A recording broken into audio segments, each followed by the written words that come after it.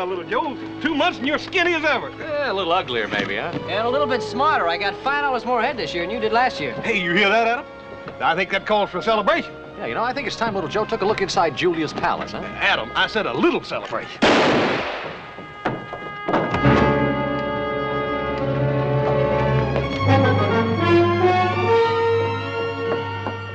Well, it was a fair fight, at least as fair as it could be with John Mullane.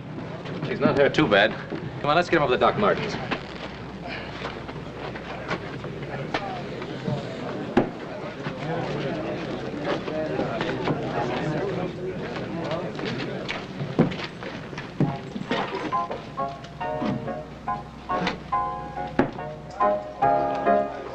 Every day you're more like a mad dog. Now, you will not provoke any more violence in my place. Do you understand that? It is amazing to me, my dear Julia, how such tender sentiments can come from trash like you.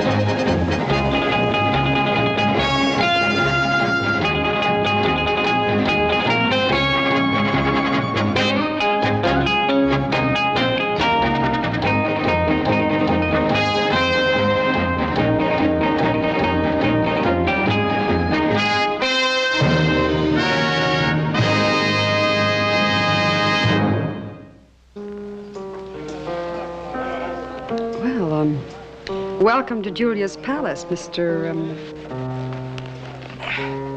Cartwright. Joe Cartwright. Oh, one of the Cartwrights from the Ponderosa? Yes, ma'am. This is a real nice place you got here. I'm sorry I messed it up. Oh, don't be sorry. After all, you were defending my honor. I've never been here before. Well, you must come back sometime. I'd like that. As my guest. I'm Julia Bulette. I'd like to repay you. With dinner here at my place. Tomorrow night? Yes, ma'am. Better get the brandy, Tom.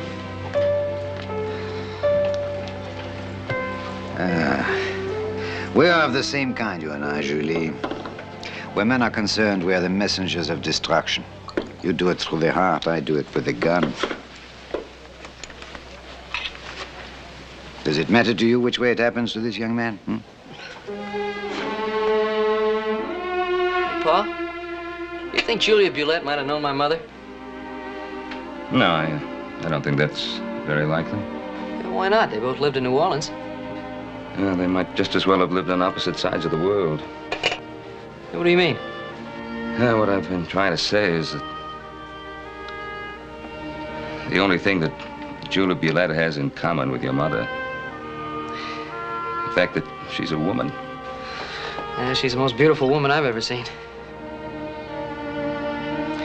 Yeah, she's a very beautiful woman. Hey, well, come on, Pa. You better hurry up if you want to get to that town meeting on time. Come on.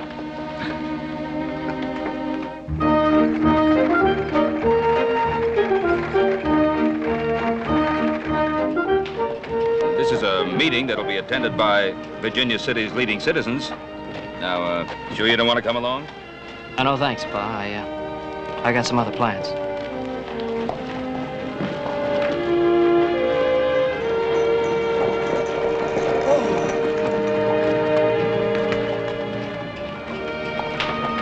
May I? Miss Bulette? Why so formal, Ben? It used to be Julia. Get up. I'm sorry. Shall we go in? Well, Oh, yes, I've been asked. My invitation said it was supposed to be a meeting of the leading citizens of Virginia City. What did yours say? Well, mine said the same. Shall we proceed?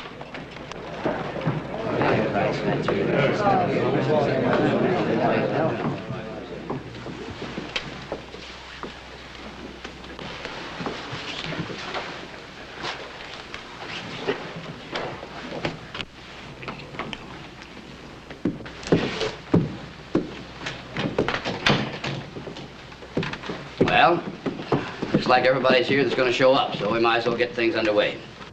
And I guess we all know why we're here, too. Under the ground of Virginia City lies the greatest bonanza of silver known to man. Most of what's on top, though, is nothing more than trash. The first thing to do is among ourselves by bringing in effective law and order. Now, starting with effective law and order, we'll have to raise a permanent city fund to interest the kind of men that we want. Ben, can we expect help from the ranchers? Well, the ranchers want law and order in town just as much as everybody else. Of course, we'll do all we can, but I don't think that'll be enough. Yes, I realize that. As a matter of fact, that brings me to... That brings you to why I was invited here? The kind of money you'll need will have to come from the people who mostly make up this town. The men who work in the mines. They will listen to Julia Bulette. So, gentlemen, I'll take care of raising the money, and the moralizing I'll leave to you. Oh, I know you'd love for me to stay, but I do have a saloon to run.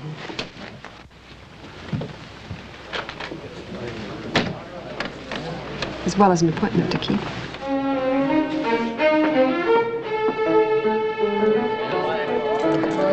Friends, there's a rumor around that we have a very wicked town here in Virginia City. So while the Blue Noses sit up on the hill and cry about it, I think we down here on C Street can do something about it. Hear, hear. Now, the first thing Virginia City will need will be a little money in its pocket. I'm going to make the first donation. Tom, get me a bottle of brandy. Mm-hmm. A bottle of brandy. Now, how much are you willing to give this fine old Virginia City brandy? $100. $100? This is Julia's Palace, not another saloon. Now, come on, let me hear a respectable bid. All right, $200. It's better. $250. $300. $500. Sold. Julia Bulette, $500. Now I'm giving it right back to Virginia City. Who's next? $200. $250. $300. Oh, come on now. $350. $500. $500 sold to little Joe Cartwright of Ponderosa. And I give it back to Virginia City, too. All right, that starts the open bidding over again. Gladys, come on up here. Make 'em pay till it hurts. Come on, little Joe. Okay, fellas. What am I bid? Sally, we're going to need something to put all this money in. Oh, that's going to be fine, thanks. So, 1, 2, 3, 4, 5. I don't carry that kind of money on me. Could I give you a note for it? No. You saved my honor, I'll save yours. Now we're even. So your daddy forgot to give you your allowance, huh? Look, Mullane, just because you shot up a few miners, that makes you the most feared man in town. I'm not shaking even a little bit, so don't get in my way. You don't think I can make you shake like the others, huh? I think you only stay alive because no grave will have you. I think you'd better go. You were going outside, my friend? Fine. No, he's going with me. Monsieur? Would you rather spend a few minutes with him or an evening with me? Some other time. That is a promise. From me.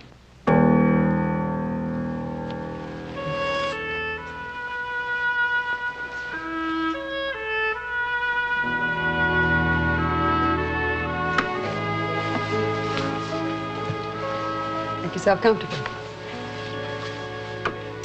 I'll fix us a brandy. No, thanks. Oh, you drink so little, gamble even less. Well, it's a good thing the finer side of a man burns out in his youth, or I'd be out of business. Well, I hope you stay in business a long time. I'd hate to see you leave here. There are not many around here who would agree with you. They snub you on Sunday and come to your place on Monday. The world's better off without that kind of hypocrite. Don't try to change the world, little Joe. Enjoy it the way it is. You'll grow older, and then you'll be no different from all the others. I'm sorry about that. Eh? Oh.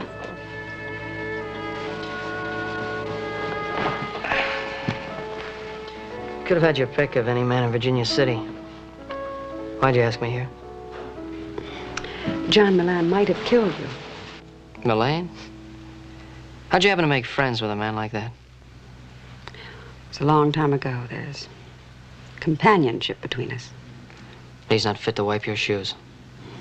Don't be too sure. Judy, just to break up a fight was that the only reason you asked me up here? It was then.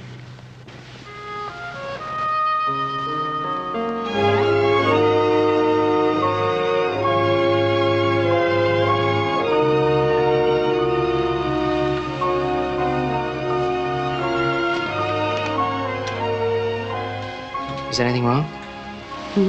No, quite the contrary. You know, you remind me of what I always pictured my mother would look like.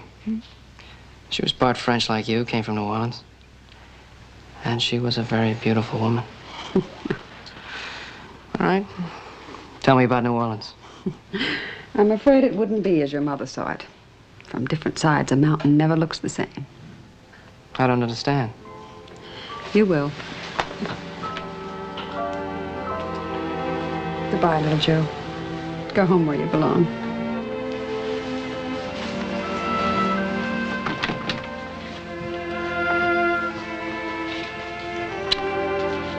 Coming back.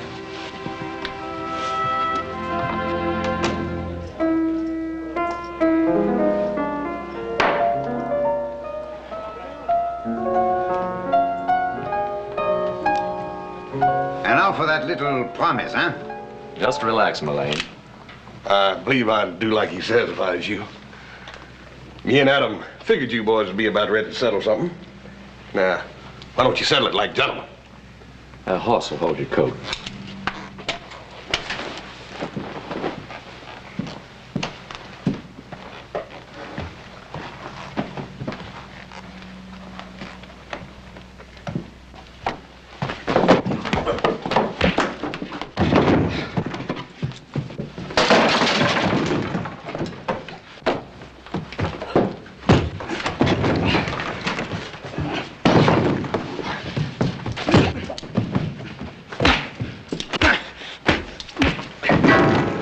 I've told little Joe once, I've told him 1,000 times to keep those elbows in. Well, Joe's got to learn to fight a lot dirtier than that.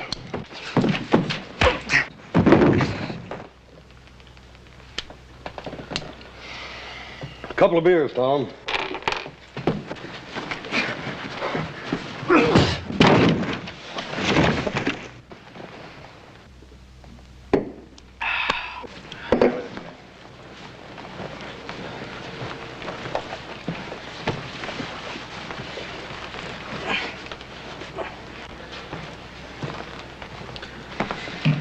You know, that kid's got lots of grit.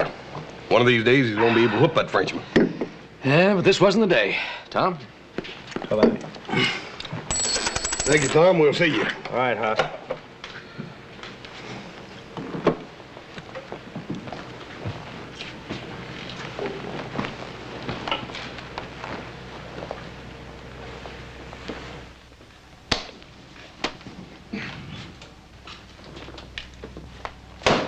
$500.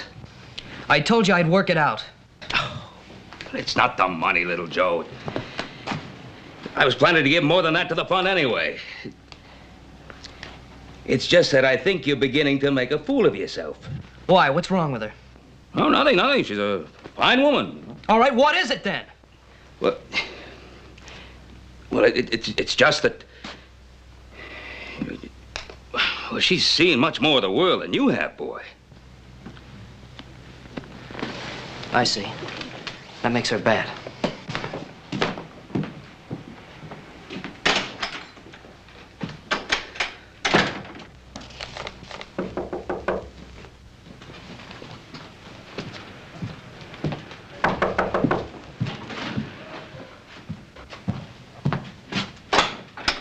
Well, Doc. Ed? Good to see you. Come on in now. Well, what brings you our way? Well, I just come down from the mines at Gold Hill. Oh, how are things down there? Ran into a few cases of fever. Fever? Was it bad? Well, it's hard to say if they'll build up to epidemic proportions. So far, just a few scattered cases here and there. Oh, I'm glad of that. You're looking well, Ben. Feel wonderful. Never felt better. Good. You've come a long way. This house, Ponderosa, 3 fine sons. Now, Doc, a man with all the work you've got to do wouldn't take a long ride just to talk old time. Sit down. Have a little refreshment. Well, Hop Sing? how about a little cool water from that good well of yours? All right. Yes, sir, Mr. Cartwright. Glass of cool water for Dr. Martin. Yes, sir. Lie away. Now then, what's in your mind? Well, for one thing, the committee wanted you to know we received a letter of acceptance from Brad Olens. Oh, that's fine. Olens is one of the best. Yes. I only hope we can keep him. No. What's to stop us? Well, money for one thing. Oh, Miss Bulette's bottle of brandy got us off to a fine start. But it can't stop there. We've got to have the cooperation of the people. I sure hope we get all the cooperation we need. Ben, you know that most of the people of a community keep in step with the leaders. We're just beginning to find some of our leaders. You, for instance, Ben. All right. All right, Doc, keep talking. Well, I just don't know any other way to say it. People of the town are talking about little Joe and Miss Bulette. Matters concerning my sons and myself are nobody's business but our own. No longer, Ben. It boils down to this. If Virginia City will keep her house clean, she has a chance to become an important part of this country. If she doesn't, she'll stay just a dirty little town on a mountain.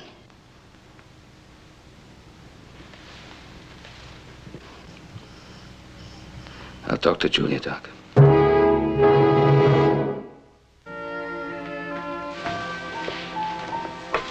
Thank you.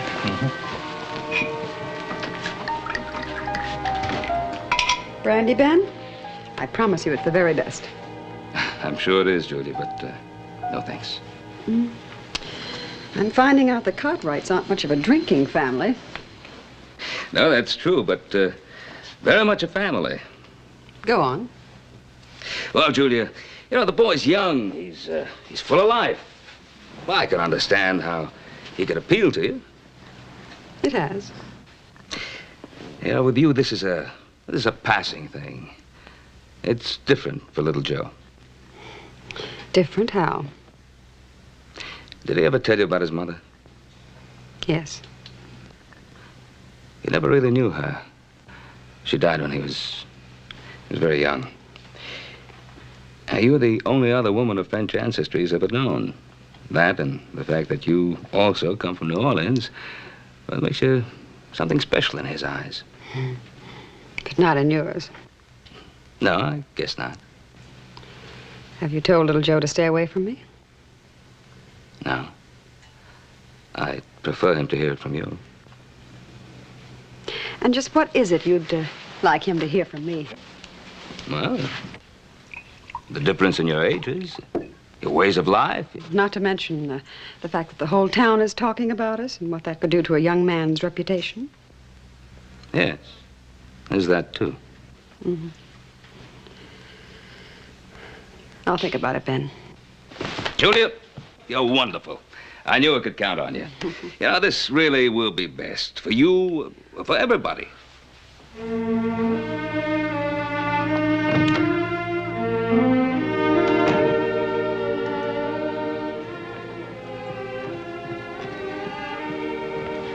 Tom? Bye, Mr. Cartwright. Tom?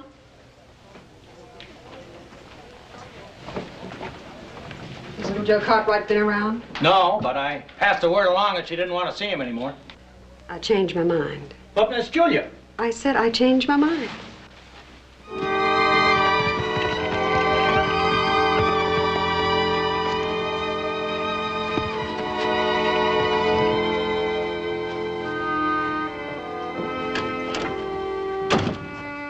Oh, little Joe? Where have you been? Virginia City. Ran into Doc Martin. And several more cases of the fever. He's getting real worried. Oh, Joe, I've been waiting here to talk to you. Oh, what about? You've been with that woman again. Her name is Miss Bulette. Now, Joe, you're a grown man, and I know you'll understand what I'm going to say to you. I know already. Pa, she's not the kind of woman that people say she is. Not anymore, anyway. Well, look, I know she wears fine clothes, and she talks good, and she lives well, but, you know, a scar doesn't disappear just because you wash it. I guess that's how it was with my mother. Keep your mother out of this. I've heard you and Adam talk, how there were places you couldn't go, things you couldn't do because... Because she was part Creole. It was a language and the ways of a people that some folks didn't understand. Nothing more. I know that. And still, there were a lot of people that hated her. Pa, sometimes I see a scar, you know, you gotta be looking for it. Little Joe,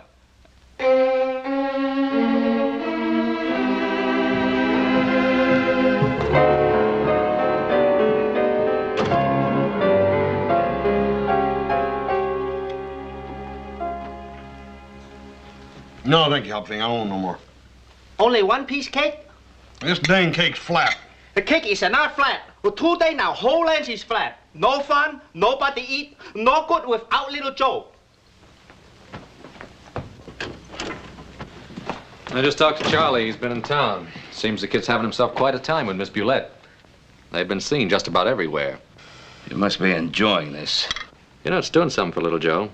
Defending somebody he feels close to. He'll get over it. You think so? Well, let him find somebody else to defend. I'm not going to have that woman beating me over the head with my own son. And we're going to bring little Joe back in town if we have to drag him every step of the way.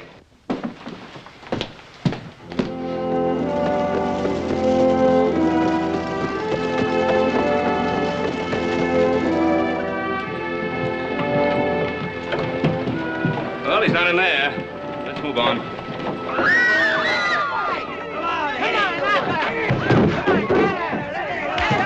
Well, he shouldn't be too hard to find.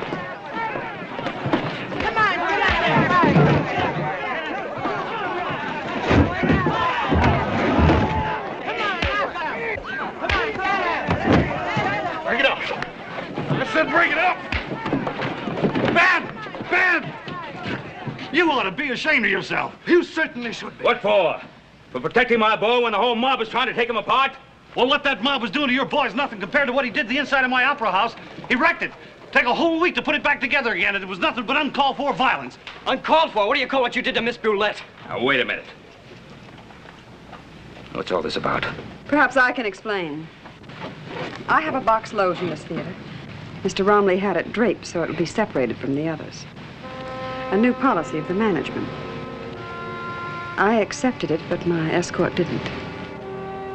Well, with the district judge and the new marshal coming in a couple of weeks, the committee... Ben, you know what I mean. Let's go. Let me know how much the damages will be.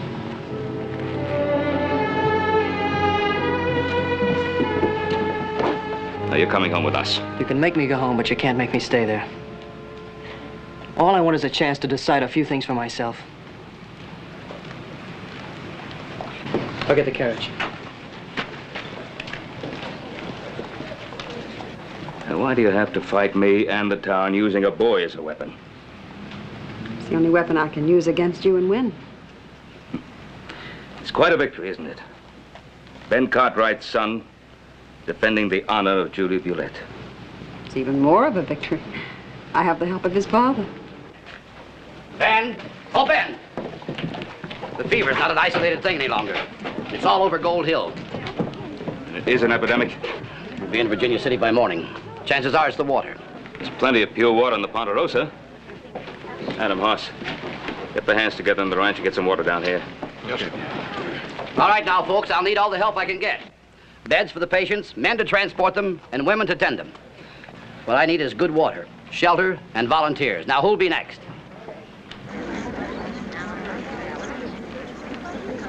The palace will be set up for anything you need right away.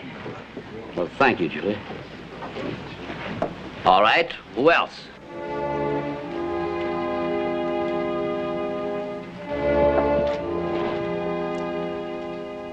Ye shall keep all my statutes, so the land shall not spew you out. Well, the Lord was talking to Moses, not to Virginia City. You taught me that that meant everyone. So what's happened to the good people in this town? They're about to go to work, little Joe. Julia, don't bother moving those gambling tables. They'll do nicely as beds. All right, Doctor. Thank you.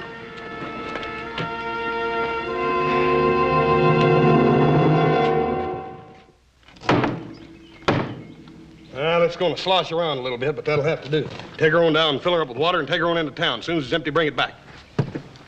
Peter.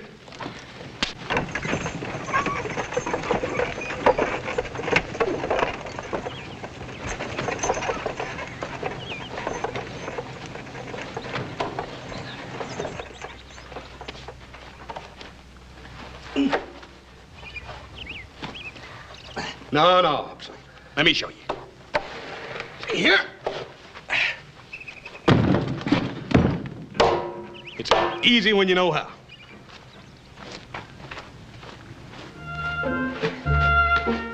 You watch me and I'll show you how to load barrels.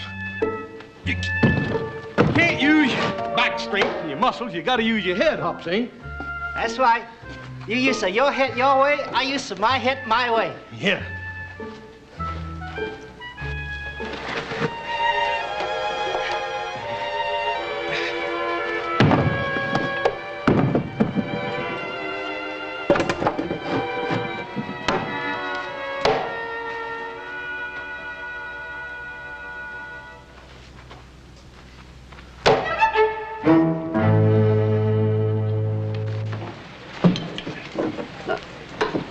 Wrestle up enough strength to take this medicine, and I'll let you take advantage of my good nature.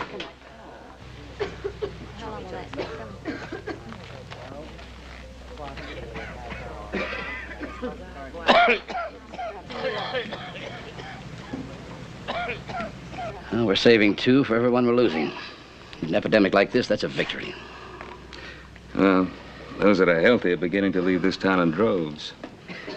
Just a dirty little town on a mountain. I guess that's all we were meant to be.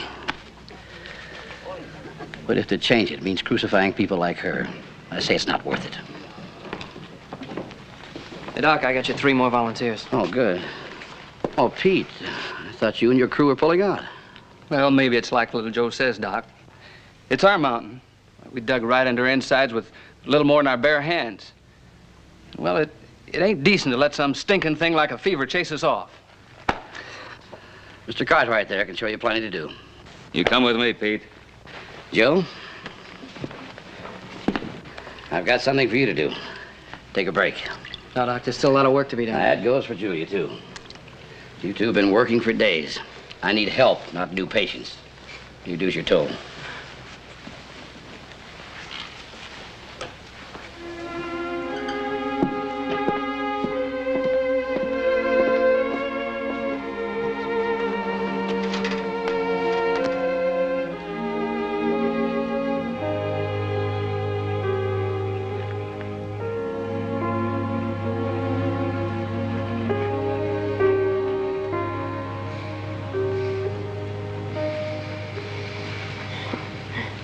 We've been asleep a long time.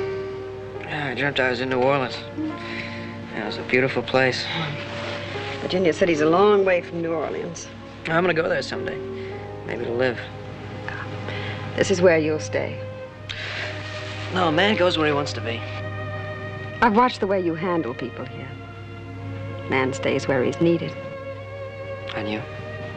When a town starts to grow, I look for a new frontier. It doesn't have to be this way. I could...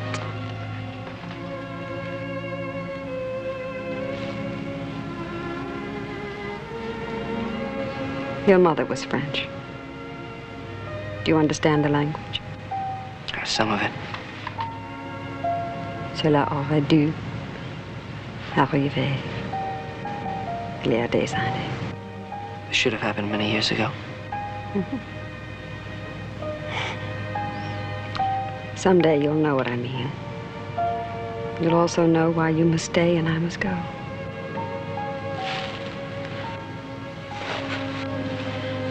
We'll be needed inside.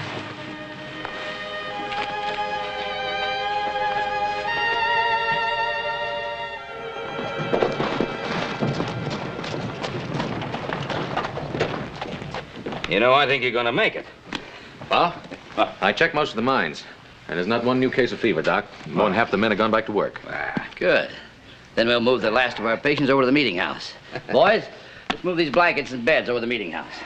Well, it was a fight, Adam, but it's the kind of fight that's good to win. Well, we lost one too, Pa. Well, what do you mean? Little Joe came back to the ranch this morning, and he took his things.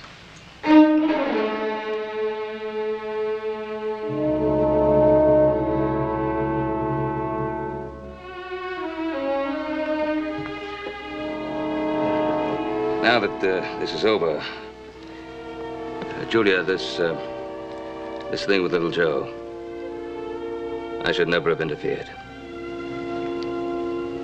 Oh, I'm disappointed in you, Ben.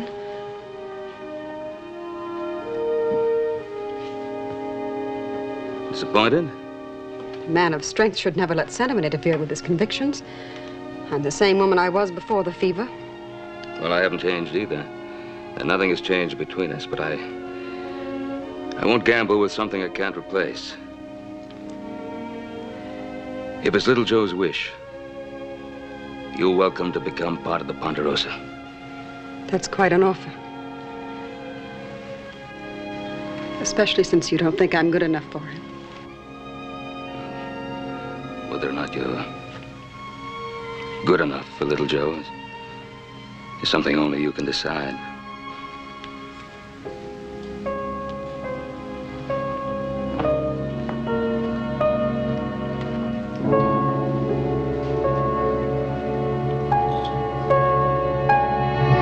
Tom, I want some champagne. Harry, let me have a tune, a lively one. As soon as the patients are moved, I want you to clear out this mess and put the gambling tables back in their places. I'm going to put on a night Virginia City will never forget.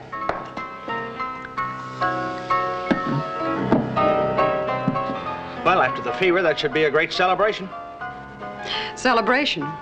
Who said anything about a celebration? This is going to be an execution.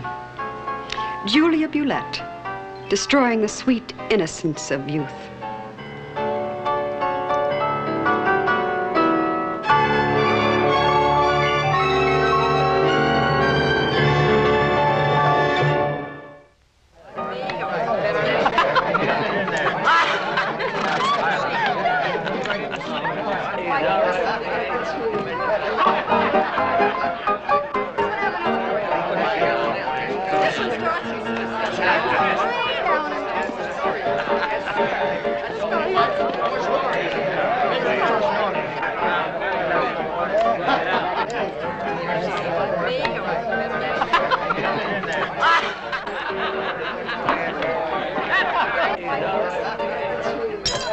Julia, what's the matter with you? What's the matter with me? I'm having fun. You call this fun? You're acting like a... Go ahead, little Joe, say it.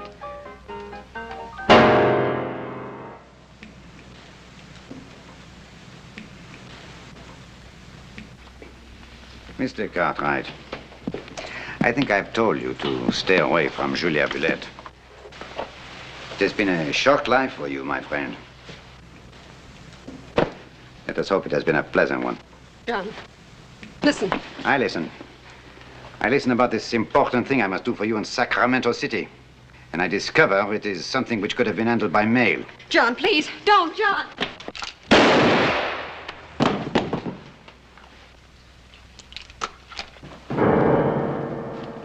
Julia, you all right?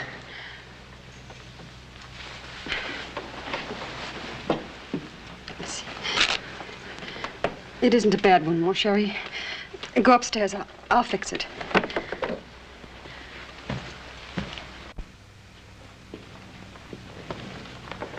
Julia? Leave me alone. Julia, I did this for you. You want to do something for me? This bracelet, the necklace, they arrived today. A present from an old friend. They're diamonds, little Joe. That's all any man can do for me. No, you don't mean that. Why shouldn't I? That door you came through, it works both ways. I think you'd better use it.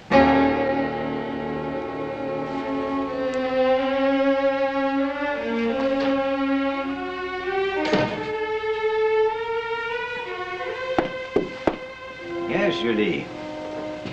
You destroy with a heart. I used to wonder why it was I'd send you away and then be so happy when you came back.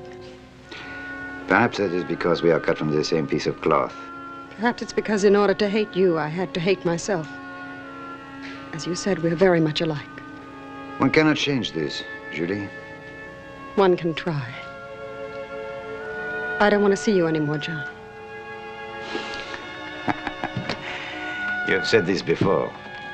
I never meant it before. We have been together too long, Julie. We have no escape one from the other. Goodbye, John. Julie, I have little which belongs to me. But what I have, no one will take away. No one.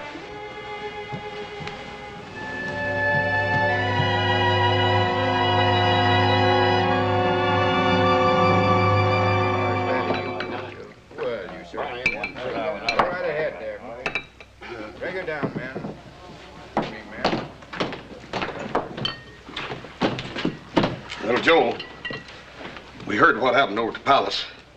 You shouldn't have taken on Mullane alone. Well, I beat him, didn't I? Little Joe, they're having the fanciest meeting you ever seen over at the community hall. Everybody's patting each other on the back for stopping that epidemic. Paul's right up there on the stage with them. He's gonna make a speech. Now, you wouldn't want to miss Paul making a speech, would you?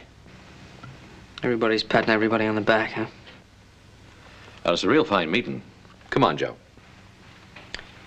Yo, you know, you're right. I wouldn't want to miss it.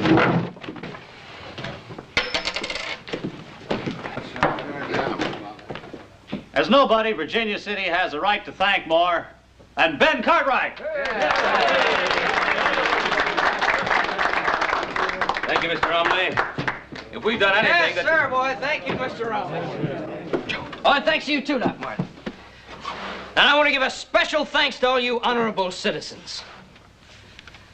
But how about giving a little thanks to the person who did the most to save this stinking town? How about some thanks for Julia Bulette? Oh, what's the matter? Don't you have the guts to admit when you're wrong? Well, Virginia City's fire engine company's been needing an honorary member. How about it, boys? Well, the lady isn't going to know anything about it until we tell her. Come on.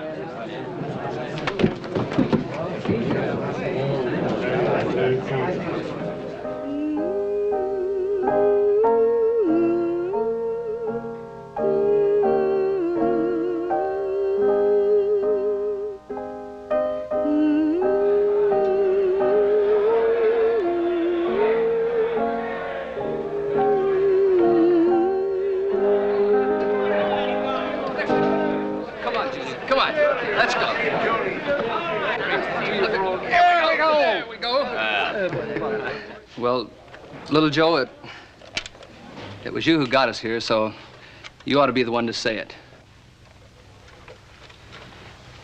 Well, this isn't just for what you did for Virginia City during the epidemic. Well, it's for all the things you've done for everyone in this town. That's right. It's not a diamond necklace or a bottle of champagne, but it's the best we've got. What do you say, boys? 3 cheers for the first honorary member of Virginia City's Fire Engine Company #2. Hip, hip! Hooray! Hip, hip! Hooray! Hip, hip!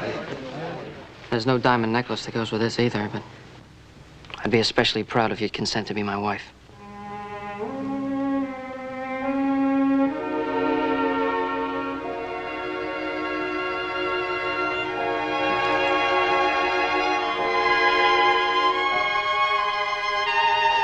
What Miss Bulette is trying to say is, champagne on the house. Let's get out. Come on.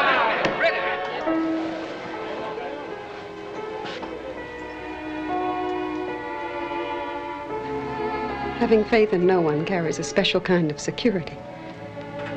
You and your son have destroyed it. I'll never forgive you that, Ben.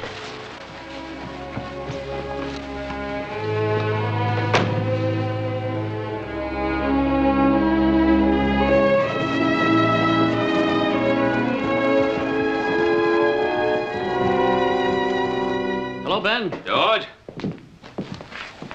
Ben Cartwright, this is Brad Olin. Howdy. Nice to meet you. You got in with a new judge, so we swore him in right away. Well, heard some nice things about you. Nice to have you with us. There's my son, Joseph. How do you do? How are you?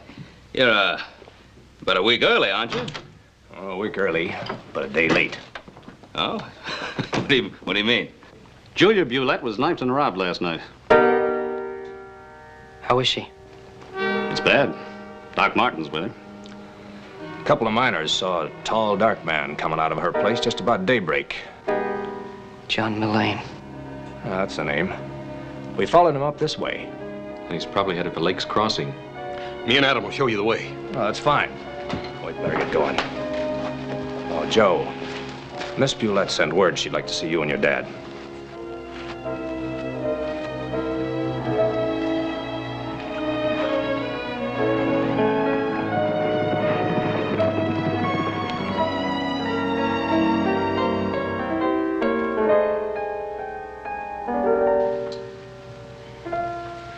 Hello, Ben.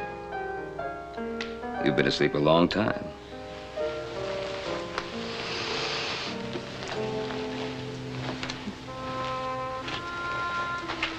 Looks like I win a battle and lose the war. I'm sorry. Everyone is. Everyone? If New Orleans could only see me now, huh? Little Joe? He's here. I want to see him, Ben.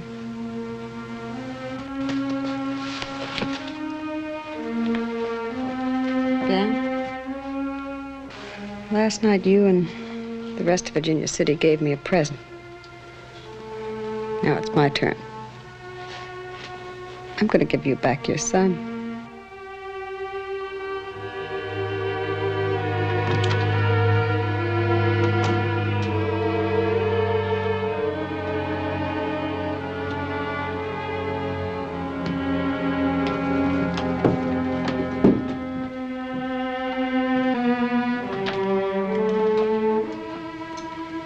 Get me some brandy, Joe.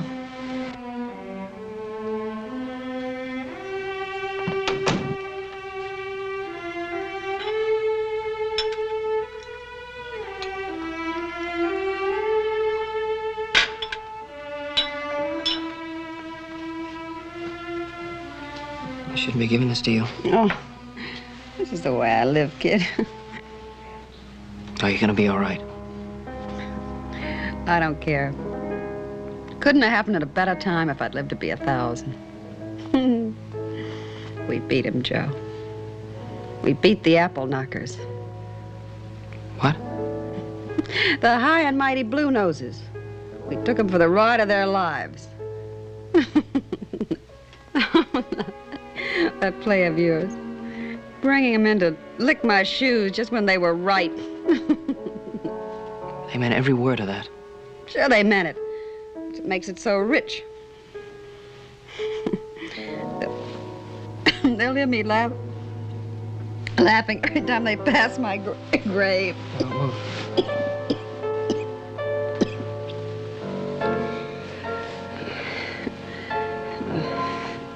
The biggest laugh of all. Your old man. That night you were up here, I told you it was just for laughs, remember? I never intended to see you again. I never wanted to see you again.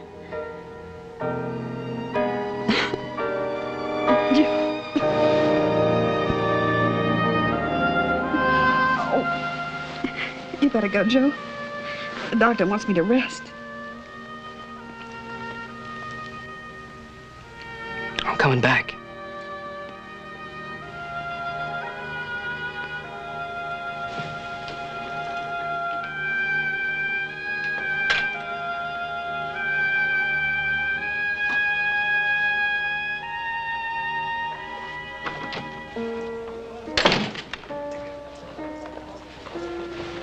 Well, we got Mullane.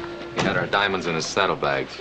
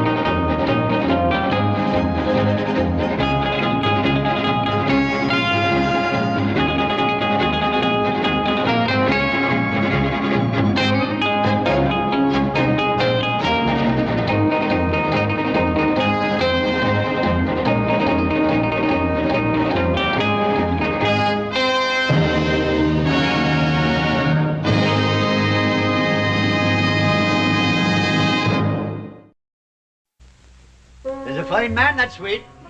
It's him you ought to be marrying. Quit nipping on that jug you have hid in the mattress. That's a fine way to be talking to your poor old father. We were speaking of the Swede. Like as not, he's starving to death out there in the wilds of Nevada. Bonanza! Glory be to the Swede! But the son of the heathen land has touched him. He's speaking in tongues. Annie, I struck it rich out there in Nevada. Annie, I'm a rich man. Yeah. That was good stew, yeah? You miserable stew-eating Swede, you. If only I didn't love you so. And I staked out 2 claims. Not 1, but 2. Oh, Swede, you, me, and himself in the land of Nevada, breathing the fine air. And 'tis the air of San Francisco I'm used to breathing these many years. Squall.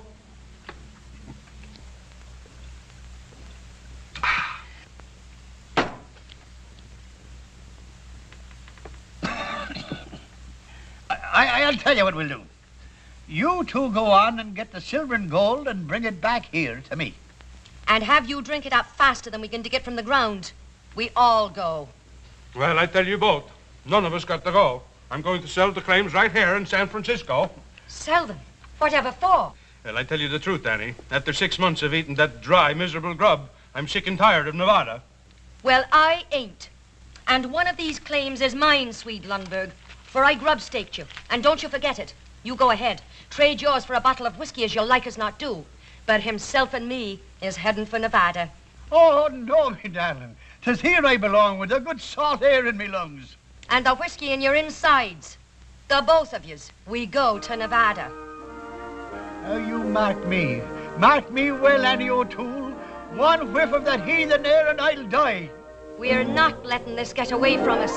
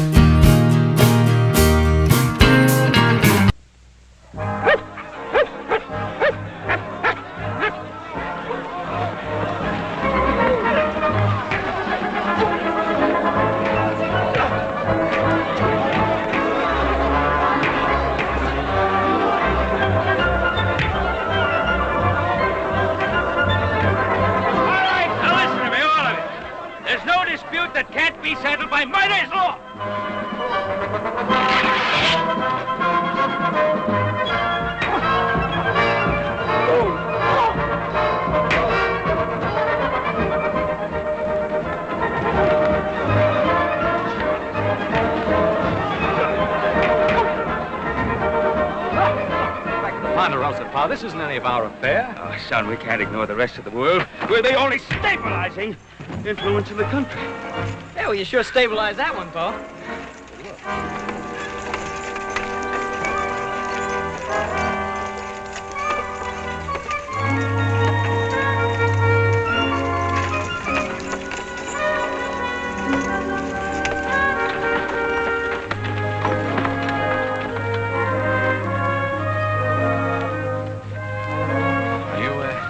All right, miss?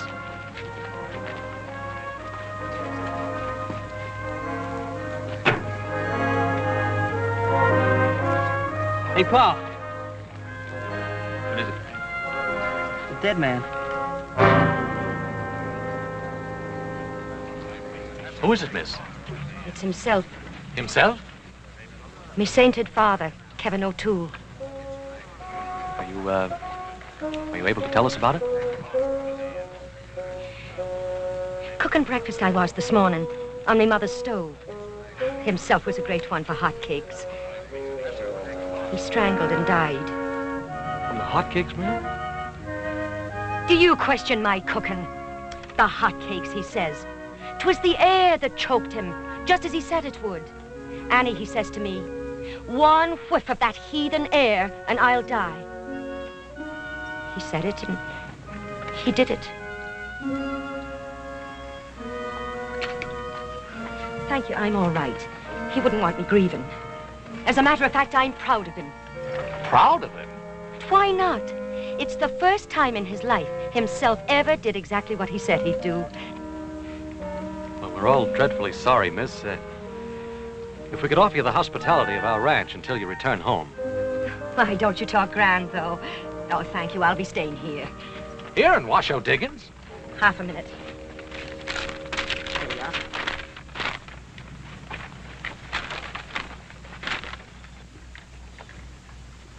You know a man named Swede Lundberg? Know him? Many's the time I've knocked the corners from his head with a skillet. I know him. Now, will someone guide me? All right. No, maybe you better go with the horse. This is my brother, Miss O'Toole. He'll see that no harm comes to you. My, ain't you the big one, though? Thank you.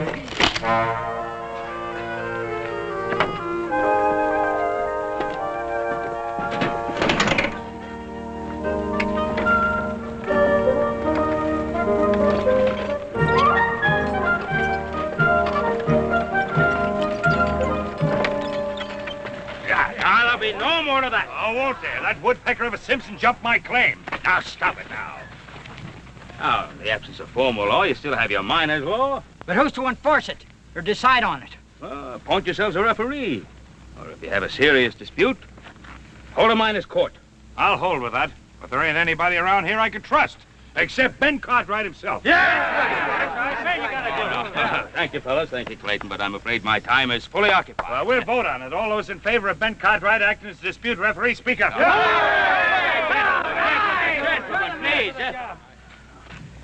Well, if you feel that I can help settle your current disputes, but remember, it's only a temporary arrangement until you find somebody permanent. All right. Looks like you got yourself a job, Pa. So have you, younger brother. You get yourself back to the ranch and see how the boys are doing with the cattle branding. And just what'll you be doing? Well, I'm going to get that girl out of town before we get into a dispute that even Pa can't settle.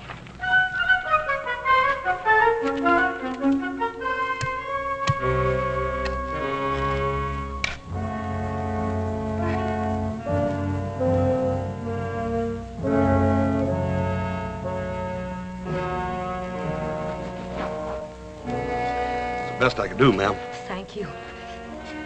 Oh, it's a fine view. Himself will like it once he gets used to it. Yes, sir. Oh, all this hard work in the heat of the day. You poor man, you must be starved. Well, I can always eat, ma'am. If it ain't no bother. Oh, on that stove a bother? Why, it's like a friend to me. It's one thing I understand complete. Thank you. Well, Hoss, looks like you took care of things. I had to put him someplace, Adam. Well, I guess it really doesn't matter. Well, now, Mr. High and Mighty, it matters a lot to me. I really meant no disrespect, miss. It's just that, well, we hadn't fully checked your claim. You see, Swede Lundberg had 2 claims. And this is one of them. And it's here I am, and here I stay. Miss O'Toole, I assure you, my only concern is for your welfare. True that one again. What? Speak plain, to the point. Then I'll do exactly that. You're the only woman in this camp. These are rough men. Oh, and it's milksops I'm used to on the Barbary Coast, is it? All I'm saying is it's no place for a nice, charming lady. Oh, now, thank you very much for the compliment, but don't you worry about me. I can cut the whiskers from a cat with a skillet without even disturbing its slumber. Now, you were saying... I was saying that I want you to get out of here and go back to San Francisco. And leave himself alone in a heathen place? Why, there hasn't been a day of my life I haven't taken care of him. It's here I stay. Ma'am, my brother Adam always knows what's best. Oh, I suppose I have no choice. There's bare enough food in the wagon to last the day. And there you stand, you poor man, starving in your tracks while I babble on. Here we go now. Thank you very much. Miss O'Toole, if it's money you need... And who don't? Well, I'd be glad to give you enough money to get you back to San Francisco. Mr. Adam, I'll have you know, I don't take money from no strangers. The shame of you talking like that in front of himself. I only meant... I've got an idea what you meant. And you'd best be learning some manners from your big brother here. Now you take yourself out the way you came in. I promised your brother Mulligan, and Mulligan he shall have. Oh, himself loved me Mulligan almost as well as he loved his bottle.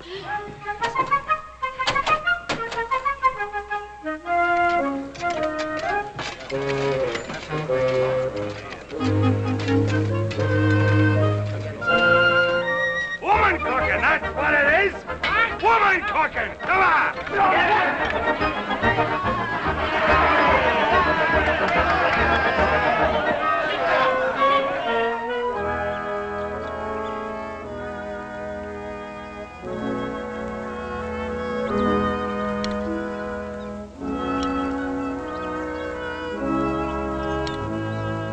Oh, you poor starving dears. Listen, if you'll all pitch in together and get me a big pot and some spuds and onions. Onions? Miss, if there was an onion in this camp, it could be traded for the richest claim on the Washoe. Salt pork is all you'll find around here.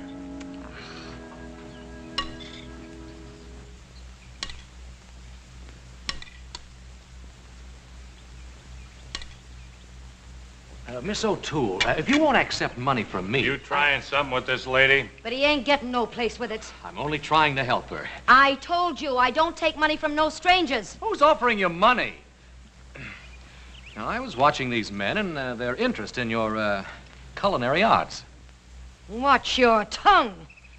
Would you feed them for, say, $1 a meal? At $1.50 I would. Ah, but where am I going to get enough food for all these hungry mouths? Well, now, that's what I'm telling you. Now, I have plenty of supplies on the Ponderosa. Now, I could give you enough to cook one big meal for the whole camp. And on the proceeds, you could return to San Francisco. What sort of supplies? Oh, ham, fresh eggs, beef. Oh, how can I turn them down, the poor starving dears? Then it's a deal. On one condition. What? That you come in as my partner. Oh, now, that won't be necessary. Then the deal's off. Oh, all right.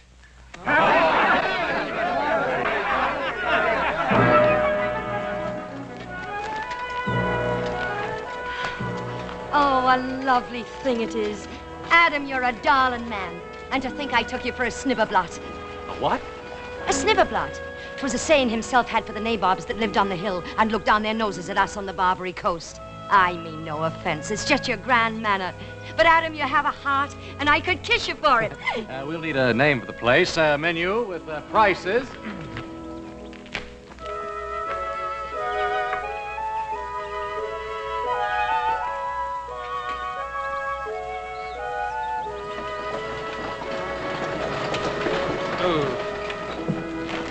First you want me to round up the cows. Then I get word you want me to empty the storehouse and bring everything here. Now, will you make up your mind? Well, you just get on back to the cows. This is all you'll be hauling.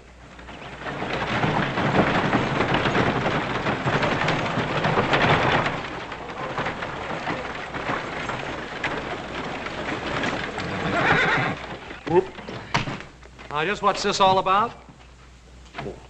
Miss Annie said that 2 wagon loads would be better than 1. And who told you to take orders from Annie? Ain't she your partner?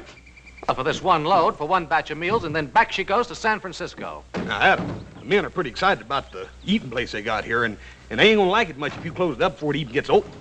Well, I don't care whether they like it or not. There's one easy way to solve all this. Just let older brother do all the cooking himself. There's one thing I want straight around here. We're going to raise enough money to get you back to San Francisco, and that's it. No more. Is that clear? Yes, Adam. And where in thunderation do you get off and telling Horse to bring a second load of goods? And where do you get off telling me how much supplies it takes to feed 100 men? 100 men? They're coming down from the hills a dozen at a time. Well, this is all. Understand? Absolutely all. Well, where's the bill of fare? Adam, I can't write. There you are. A snibberblot, and I knew it. It ain't like I didn't want to have learning. So don't stand there and look down your nose at me. Annie, I wasn't criticizing you. You was, too. You with your fine words and your grand airs. Oh, really? What difference does it make? Now, just by luck, I happen to know how to write. We're partners, aren't we? Mm-hmm. All right. Now, what's the name of our grand establishment? The square meal, that's what they all say. You know, I could have learned to write if I'd had a chance. Of course you could. Yeah, well, how do you like that? My, ain't it grand and scrawly. Adam, could you learn me to write it out like that? Sure I could. Now for the bill of fare. Let's see, ham and eggs and potatoes, $1. $1.50. I ought to learn numbers first. Adam, could you learn me numbers? Sure I could. $1.50? Make it $2.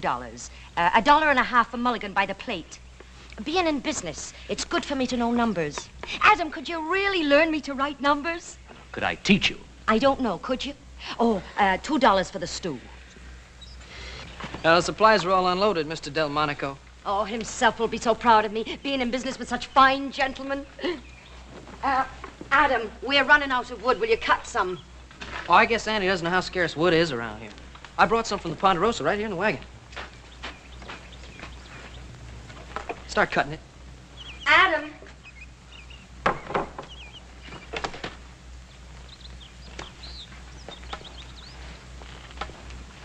Yeah?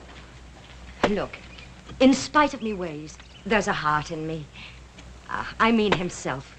But you see, he wouldn't want me grieving. Adam, you're a good, kind man. I'm doing no more than anyone else would do, Annie. But you are, offering to learn me figures and how to write and all that and to speak like a real lady. You and me is going to make $1 million. You and I. That's right, darling. The both of us. The Square Meal restaurant was a howling success. And by the end of the first week, Annie O'Toole had enough money to take her back to San Francisco in style.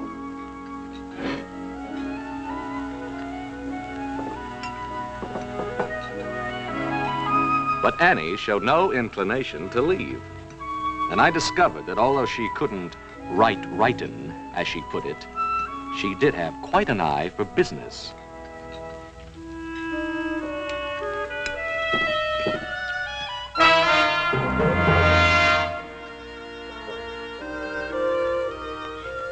There we are now. No, Annie. I don't want any of the money, because if you take the money, I gotta get you back to San Francisco. Now listen to me, Adam. You're gonna... I tried my best to get out of that partnership with Annie, but Annie wouldn't hear of it. Pa, too, had gotten in a lot deeper than he had planned. I decided it was time for all of us to get out of here and get back to Ponderosa where we belonged. Wishimella, you know like a hop-sing cooking? You like a Missy Annie O'Toole. All right, I quit. Simmer down, Hop Sing, will you? Enough trouble with that woman as it is. Why don't you marry her, Adam? Save us all this trouble. You know, if she doesn't stop grubstaking every miner that comes along, she'll wind up owning half the Comstock. Hey, you know, you're making more money by accident than most men make on purpose, you know. I tell you, I'm not her partner. No, well, don't tell me. Tell her. Boy, she can sure cook. You go her house, eat. You know like a hop-sing cooking. Now, wait a minute, Hop-Sing. That isn't what I meant. That ain't what I meant.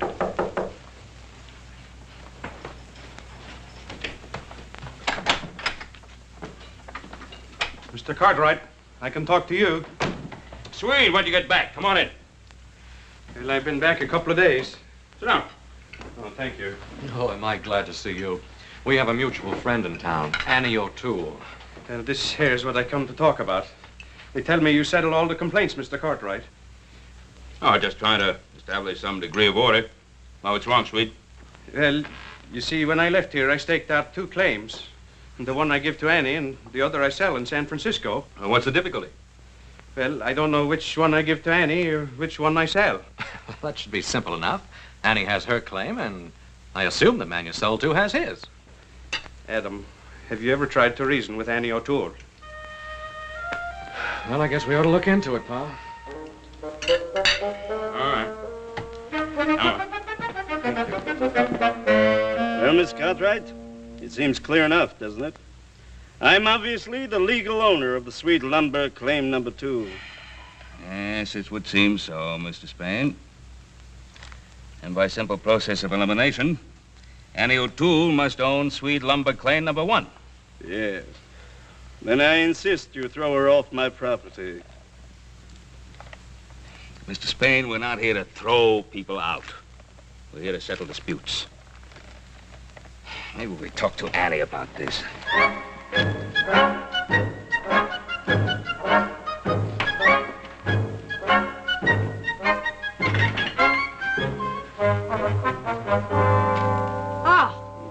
So it's you again, is it? Now, Annie, we just want to get this thing straightened out. Mr. Spain here is... Oh, Mr. Spain, is it? Ain't we grand since we moved to Nob Hill? Mr. Gregory Spain. Trapdoor Gregory he was when I knew him. Let's stick to the facts. The fact you'll have. The biggest thug and Shanghai artist on the Barbary Coast he was. Mr. Trapdoor Gregory. Must I listen to this witch? You be careful what you call her. And ain't you the fine one, trading your claim to this scum here for a bottle of whiskey? And it wasn't a bottle, it was a keg. And, well, it was for himself. Sort of a wake, it was. Oh, a wake, was it? Why, you didn't even know himself had passed to his reward. All very interesting. Get them out of here. I'll get a crew in here, tear down this restaurant. The grave has to be moved, of course. You snibberblot! You miserable little snibberblot! Putting on airs with me! I knew you when you was picking pockets off drunks in the gutters, I did. And didn't himself go to work for you when you first got into the Shanghai business? Springing the trapdoors he did, under the bar stools. The best trapdoor springer you ever had. You said so yourself. And did he ever come home with $1 in his jeans? No, he didn't. You paid him his wages in whiskey, you did. No, keep her away from me. Ha! He ain't even worth denting me pan on. Swede, is this claim number 2? Or ain't it? Well, I think so. I just don't remember. You don't remember? Well, I was sort of excited. You was drunk, that's what you was. Annie, get your claim notice. Now, this is claim number 2, and your notice says claim number 1, then I'm afraid you're on the wrong property. Oh, Adam, don't let him move himself from his resting place. Annie, we may have to. I won't do it. Please. Annie, get your claim notice.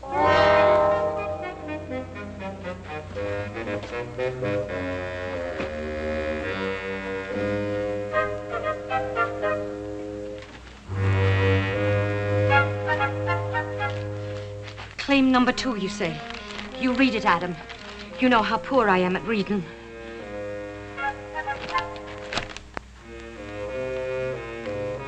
Spain, let me see your claim, please.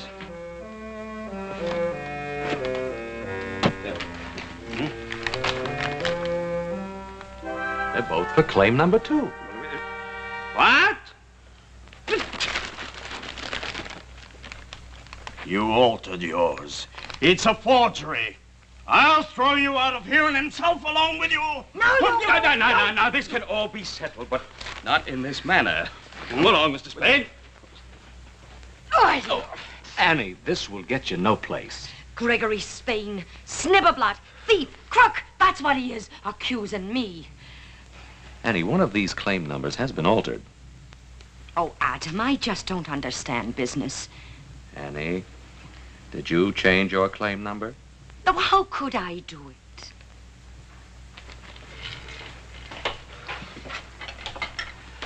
Now, the claims are done with Roman numerals. I don't know nothing about it. I never met a Roman in my life. Annie, is that what you did? Adam, you know I can't write. Oh, all right, forget it. Pa and I will straighten it out.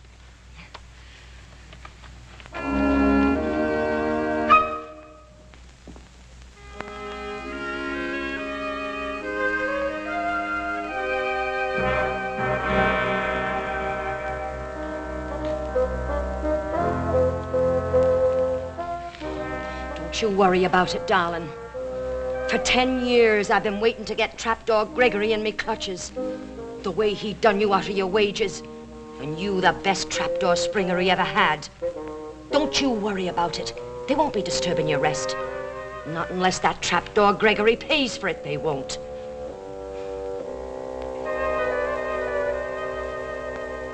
I demand my rights. All right. Now, Swede, surely there must be some way you can remember. Which stake did you claim out first? That would be claim number 1, wouldn't it? I just don't remember. No, that wasn't it. I think I got it. I think I know. I left my tools on claim number 2. I picked my shovel, and then I got excited. You got drunk. Then wherever we find the tools, that's claim number 2. And that's my claim. Can you identify the tools? Well, yeah, sure. I got the first letters of my name burned in the handles. Will that satisfy you, Annie? Oh, sure, Adam. I only want to do what's fair. Well, I'd best be getting back to the restaurant. All right. Now, quiet for a minute. Here's what we'll do. You'll go down to the claim and take a look. And if the tools are there, that'll be claim number 2. Agreed? All right.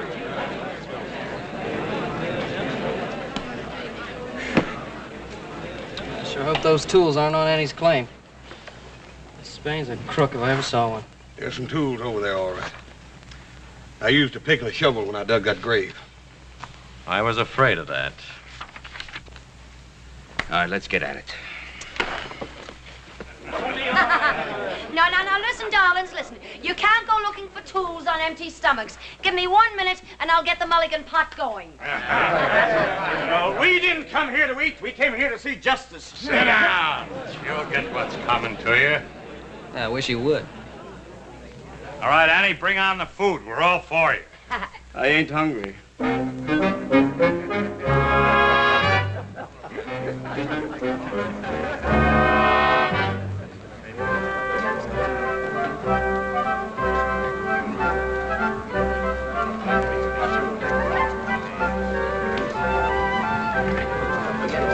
Annie, you promise you will abide by our decision.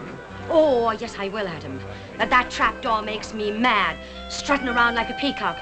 Just because he's moved on to Nob Hill, he thinks he's a big typhoon. Tycoon. A typhoon is a big wind.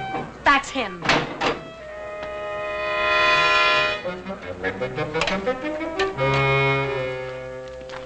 Just don't understand it. I know there was a pick and shovel back there. She stole them, I tell you. That's what she did. She's trying to do me out of what's mine. Oh, quit whining, will you? We looked, didn't we? What's the matter, Mr. Spain? You got that other claim. Why don't you go on over there and take it?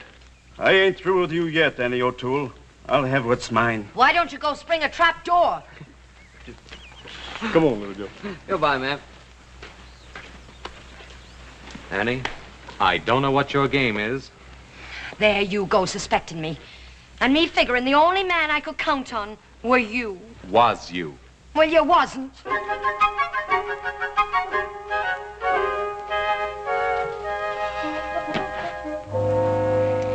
Oh, Adam. I've known Trapped almost all me life. A cutthroat, thief, that's what he is. Oh, I can believe that. And that's why I hate to see you antagonize him. Now, look, Swede's other claim is near here. Why don't we get the men and just move the restaurant? But what about himself? There'd be no need to disturb the grave. And have him know that Trapdoor was trampling all over him? Oh, himself would be turning end for end. He'd be that upset. Oh, now, Adam. Why do you doubt me? You seen me claim notice today, didn't you? Didn't it have the right number? And did they find the Swedes pick and axe and shovel? Now I ask you, did they?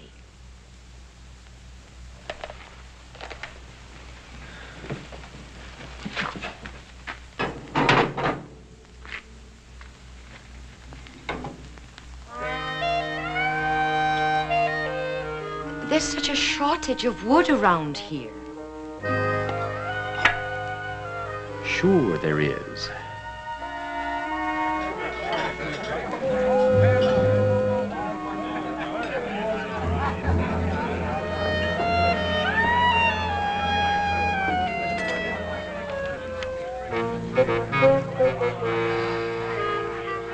Looks like Spain's getting himself a crew.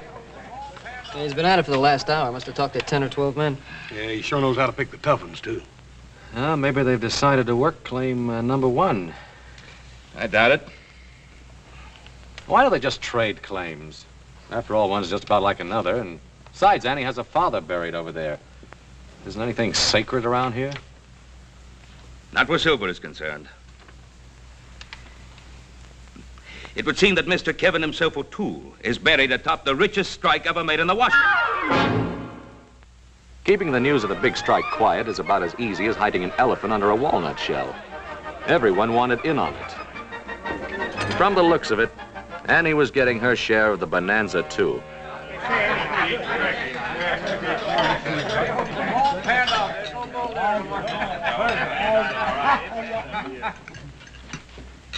Go ahead with your eating, gentlemen. You won't disturb us one bit. Now, look, Spain, if you think you can run Annie off her claim... Her claim, Mr. Cartwright?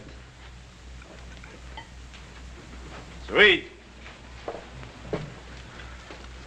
Will you show me just where you dug your shaft when you made your required improvements? Improvements? Improvements? I guess I didn't make none. I just knocked a hunk of assay rock off the ledge. That's right, Sweet. You didn't make any improvements. And according to miner's law, on which you Cartwrights put such great stock, if the improvements are not made within 10 days, the claim is considered abandoned. And also, according to that same miner's law, it would be perfectly legal for me to shoot any man who tried to jump my claim. Get to work, gentlemen.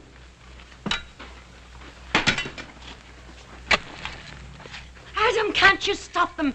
They're busting up the place. Ooh.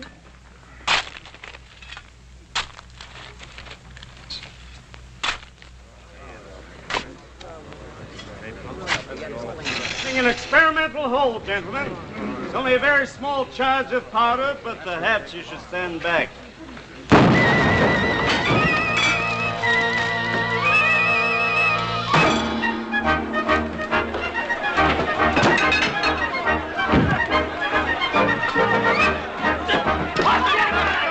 Give him the heave-ho! Give it to him!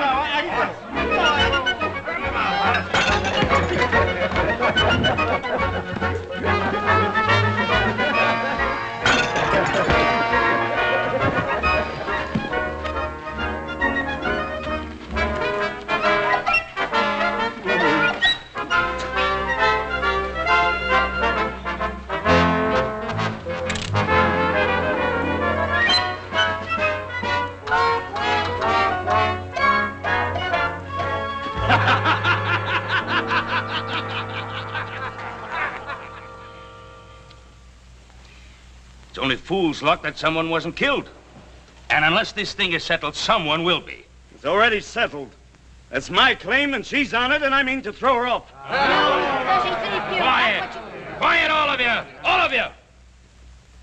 Now, we had some semblance of law and order started here. Let's don't lose it.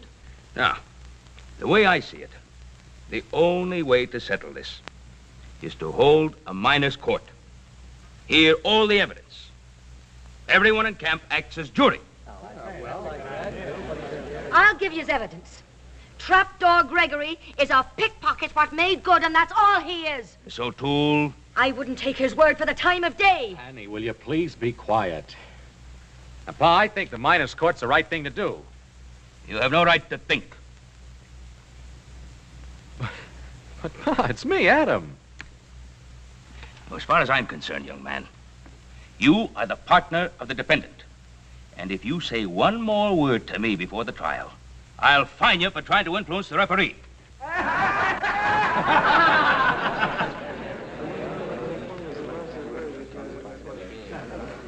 Adam, we have enough money. Let's buy us another judge. Annie. I was only trying to help. But will you stop trying to help before you land the both of us in jail? Mr. Spain, how about you? You agree to the miners' court?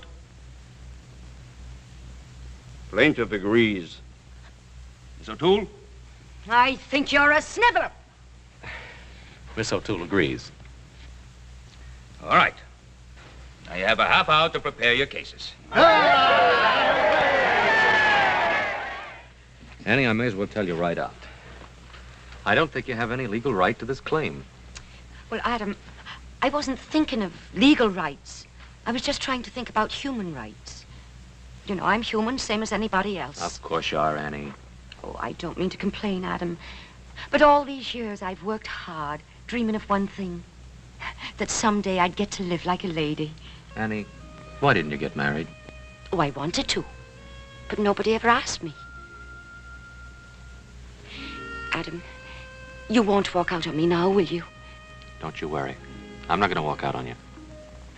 Because I wouldn't know what to say at the trial. Your pa, as good a man as he is, terrifies me with his ways. I'll speak for you. You will. You darling, you. Well, I got word you wanted to see me. Is there any charge for this here show? Well, sweet, I just wanted to talk to you. Yeah, sure. As soon as you get through lollygagging and kissing around, yeah? Now, sweet, listen. Just a minute, Swede Lundberg. Don't you get snibberblot with me. Me, Snibberblot? Well, how about you? You and your talk about marriage all the time. In the fine house, and you're going to make a fine gentleman out of me. Sweet, listen. And a sorry task it would be. Well, don't you bother. You found a fine gentleman, a real fine one. Indeed, I did find a fine one. Well, then why don't you marry him? That's what you wanted. Sweet. Go ahead, see if I care. Sweet, listen. Sweet. Now, Sweet, listen. I ought to punch you right in the nose.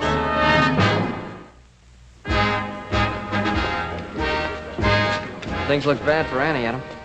We've been keeping an eye on Spain. He's been buying liquor and bribing every drunk in town. There's more of those than there are the others. Looks like you got yourself a paid-off jury, older brother. Court will come to order. Take off your hats. Mr. Gregory Spain.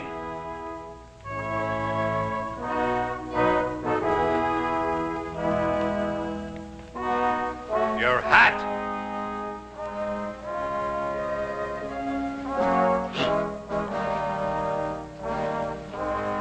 My case is simple, and I throw myself entirely on the mercy of these honest men and the honorable judge. I make no claims. I ask only that the law of abandonment be upheld. The assessment work ain't been done on the claim in question. He's right. That's all I got to say.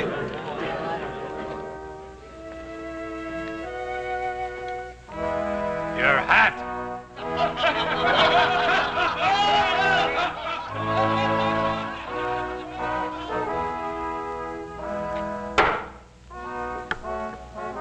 Miss Annie O'Toole.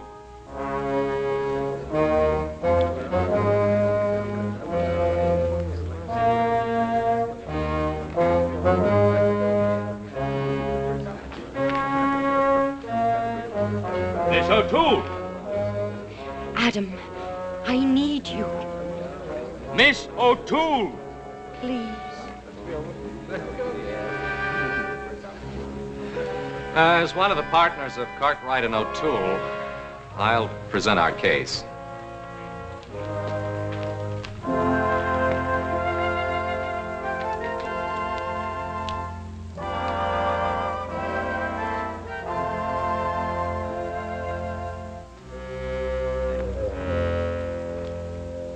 Now, the whole point here seems to be that no assessment work was done. Well, I submit it was. May I call a witness, Your Honor? Thank you. Horse Cartwright.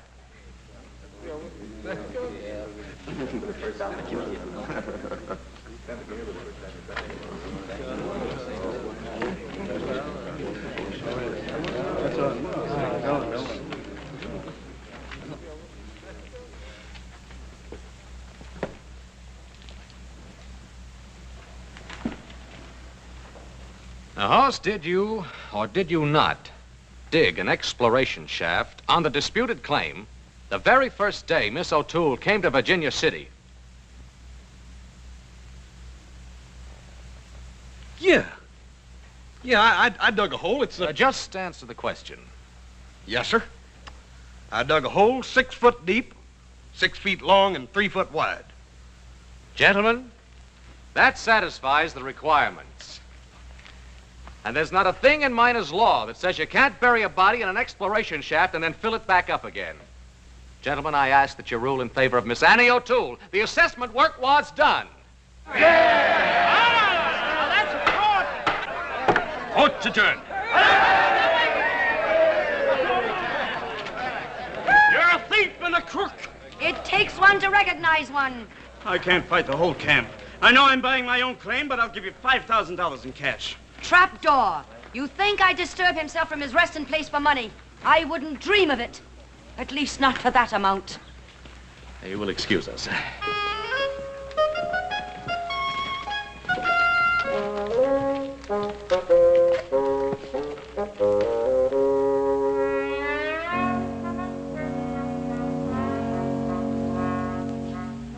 to think of him sleeping there, right on top of $1 million and not making a move to do anything about it.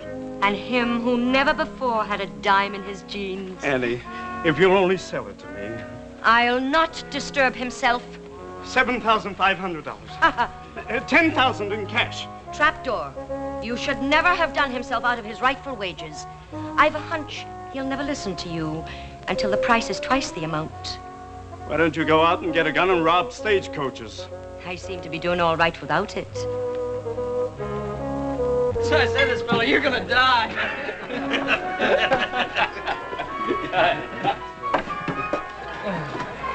Hey, Hopsing, is this what you do on your day off? Missy Annie teach Hopsing make a very fine Chinese dish. Hong Kong American. But you know have a common restaurant no more. Oh, you're doing fine. Annie, $25,000. I'll speak to himself about it. I had finally convinced her I no longer wanted to be a partner in the restaurant. But I kept getting indications that I was still involved. Hey! Why didn't you tell us, Adam? You and Annie ain't wonderful. What are you talking Hey, can you imagine, Pa, Adam and Annie getting married? Adam and Annie? Yeah. Where's that Swede? Oh, he went prospecting. Prospecting where? I don't know. I think he said Africa. Africa? Son, how far's this thing gone? It hasn't gone anywhere, but it's about to. Adam, don't you hurt Annie's feelings. It wasn't her feelings I was thinking about hurting.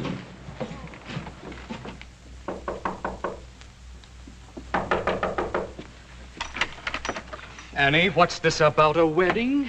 How can there be a wedding when I don't even know where the Swede went?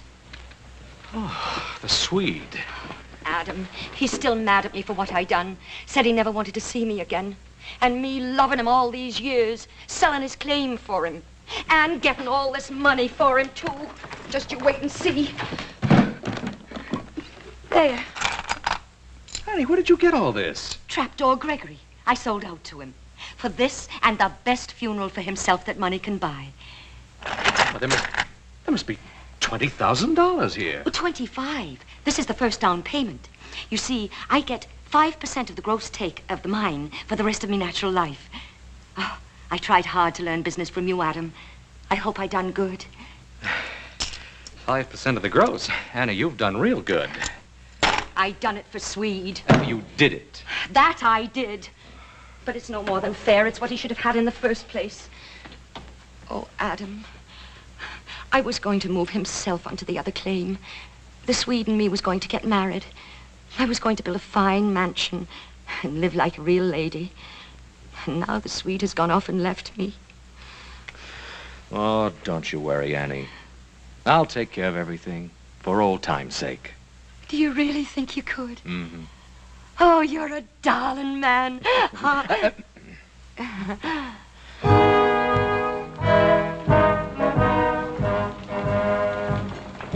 It took a bit of doing, but we did it. And it was quite a day. Kevin himself, O'Toole, had a funeral the Comstock would remember for a long time to come.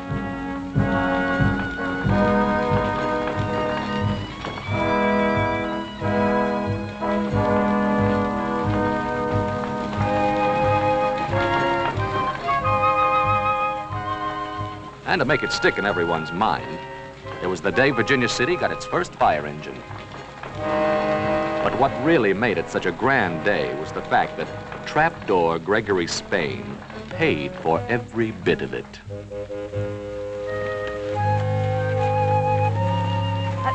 Would you turn him around so he can see the new saloons?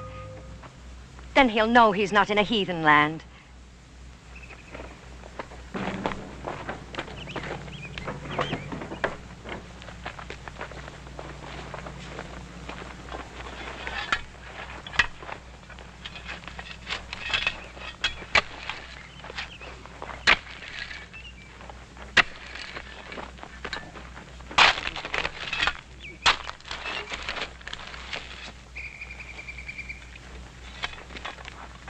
Bonanza!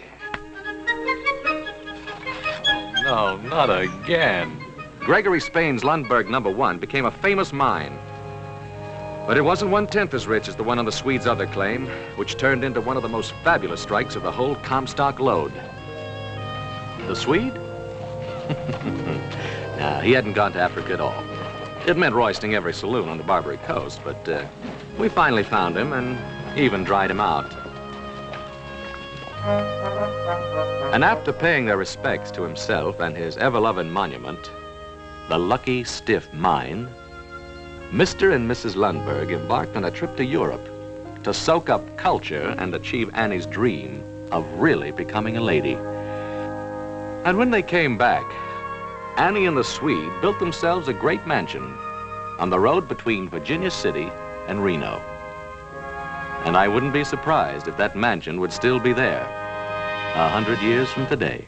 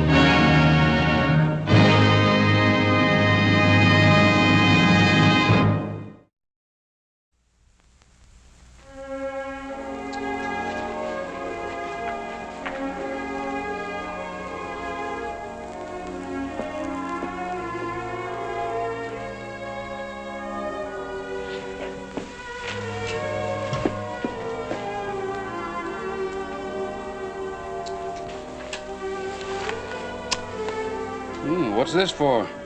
Because I love you. And because this is my engagement party. Now remember, you promised no talking about mine business tonight. Promise? I promise.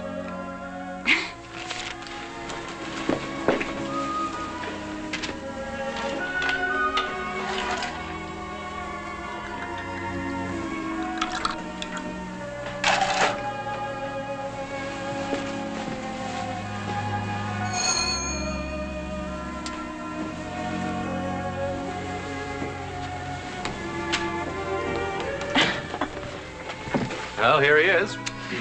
How did you ever pry him away? It wasn't too hard to do. Well, I told him if you didn't come to this party, I'd refuse to be best man and marry you myself. I didn't want to take that chance. Forget about being superintendent for one night, Gil. The mine will run all right without you. I sent the night shift back to work on the 3rd level. You what? I told you we couldn't work the 3rd level without new timbering. Dad, you promised no mine talk.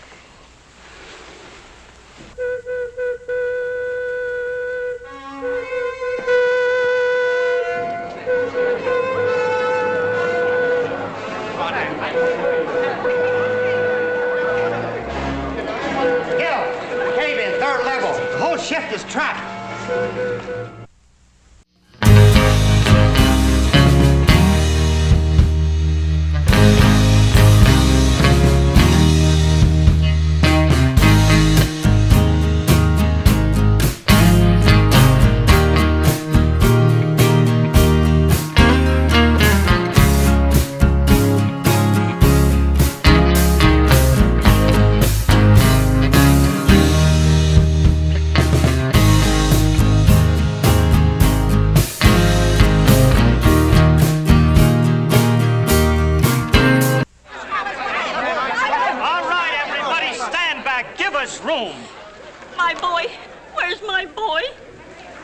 It's all right, Mary. I'll find them. Mr. Holloway, you promised us new safety timbering. I'm doing all I can. Come on, dear. You ought to go home. It's all right. You'll be all right. I know You said that third level wasn't safe, but you sent the ship in anyway. You said yourself it wasn't safe. Now get out of the way, Tregellis. You used to be one of us. Now you're marrying Holloway's daughter. Gil's doing everything he can, Tregellis. When? Like always? When it's too late?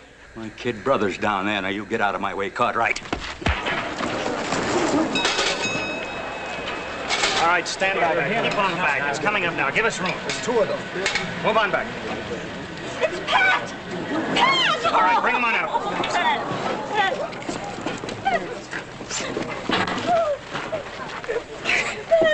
Thank God you're here. East slope, third level. Every timber seemed to buckle at once as they set off a blast above us. Same as last week. Every time it's the same thing. Move out of the way. You're not going down there, are you? If I'd stayed down there where I belong, this might not have happened. Don't let what Tregellis said get under your hide. If my kid brother was trapped down there, I'd think of something worse to say than Tregellis said. Adam, you don't have to come down with me. It's my timber you're using, isn't it? All right, Bud. Let it go.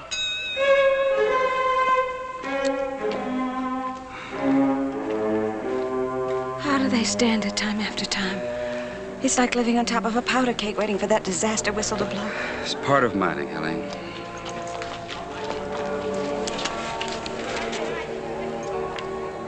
Enter it on the report. Make sure each of the widows gets a usual box of groceries. Yes, sir. Box of groceries in exchange for a dead husband. It's company policy. That's a terrible thing. I'm sorry this had to happen tonight. Spoil your party, Helene.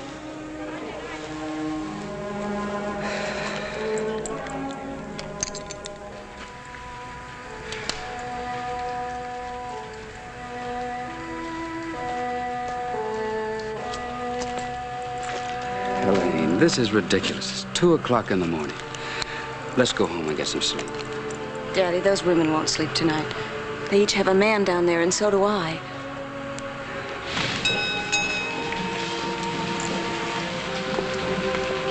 Gil. Oh, Gil, are you all right? I'm all right.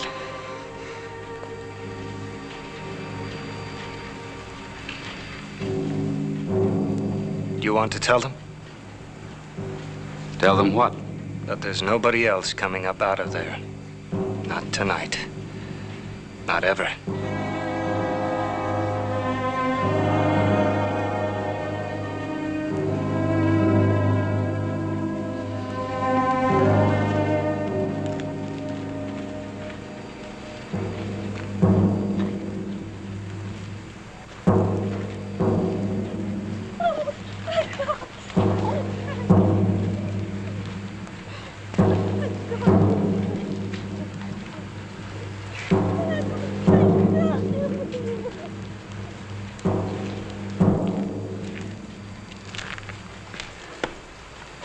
How soon can you give me a report? It'll be on your desk.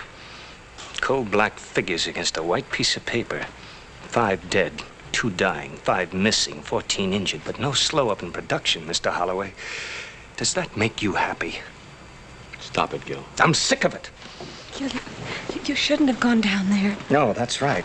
I should have stayed at the party. I'm a superintendent now, and the men I used to work with aren't human beings anymore. Aren't you being a little bit melodramatic? Am I? You should have been down there with us. That was melodramatic, too. I've had my share of mine disasters. But you don't have to face those men every day or those women. I do. It's not my job to manage the men. Your job? Or haven't you got the guts to stand up to them and order them into a mine that isn't safe enough for a rat? The Ophir is safe as any mine on the Comstock. That's saying a lot, isn't it? Gil, please. What were you doing down there?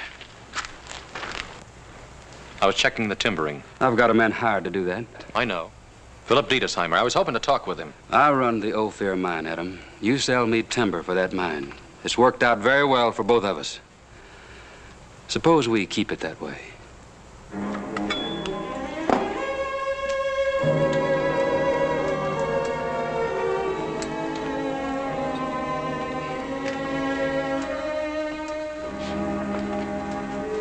Would you like a brandy?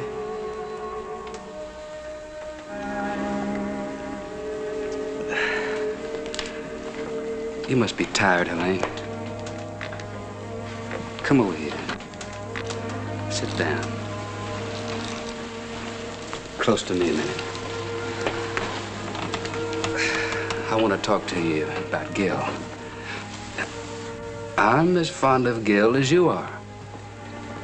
If I didn't think he'd make you a good husband, I'd have fired him instead of promoting him. Gil's a superintendent now. He doesn't have to go underground anymore. Daddy, those men are his friends. You can't expect him to forget that. I had to forget it. It's a lesson I had to learn. Stay on your own level. That's my job, and I have to do it. Don't you think I have bosses? My bosses have no faces, no hearts, no souls. But they've got a stock certificate. If I get soft or sentimental, they use it as a club to beat my brains out.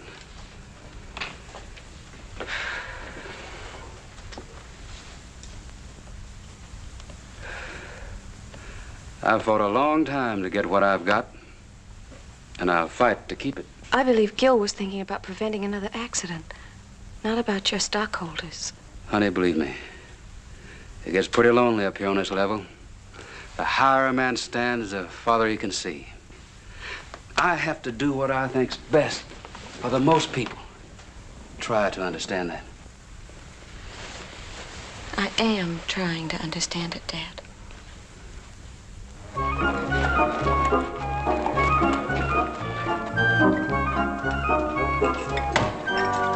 Oh, good morning.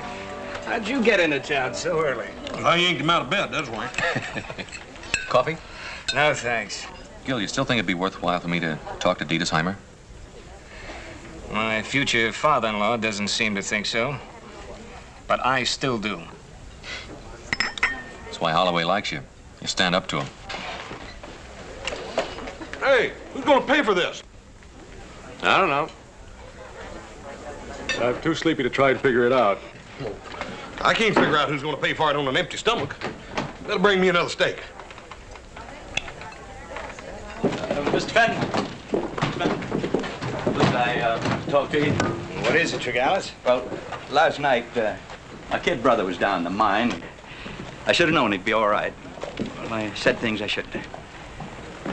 It's all right, Tregallis, I understand. Well, I wouldn't want to lose my job or anything like that, you know. You won't, not over this. Thanks. Gil? Same old Gil, you ain't changed. And listen, all this talk about shutting down the mine, safety tests and all that, don't you do it, Gil. As long as there's a hole in the ground, me and the boys will go down into it. Wouldn't want to lose no day's pay. Somebody's afraid of getting a rock on top of the head. And, Mr. Cartwright, I don't blame you for poking me in the whiskers. Next time, don't do it so hard. Have you seen Philip Dietesheimer? Dutchman? I don't understand that one.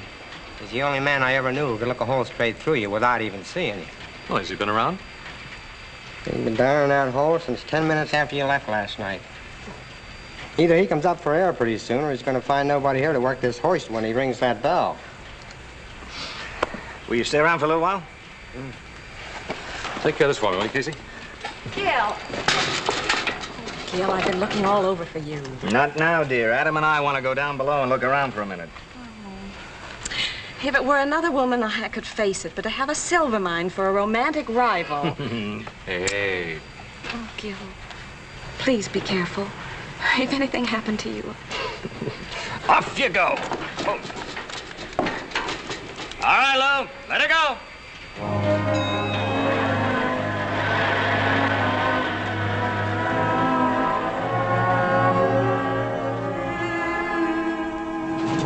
Good sound timbering, Gil. But it just isn't holding.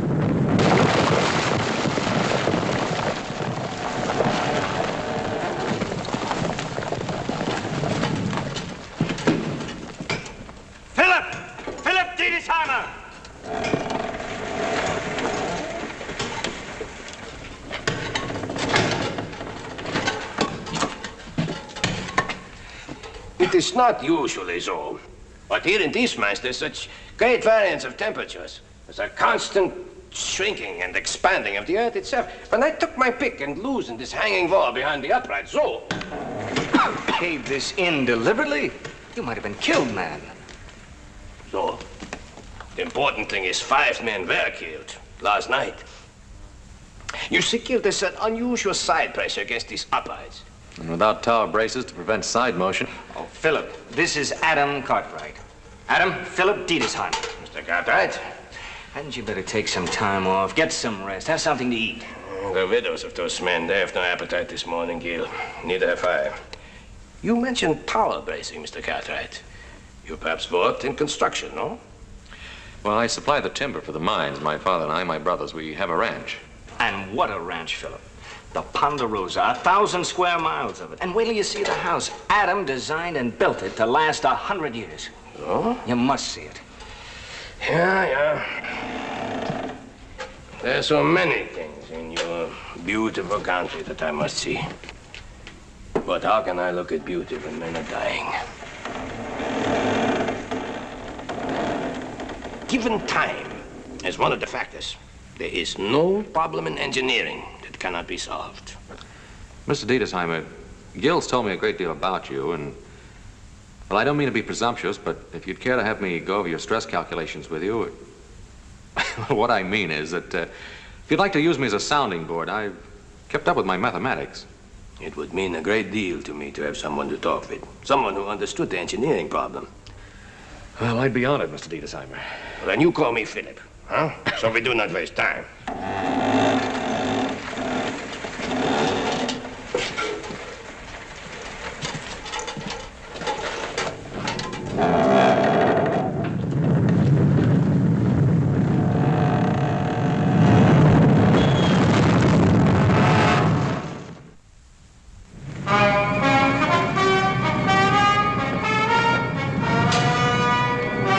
Come in here with your pigs, boys.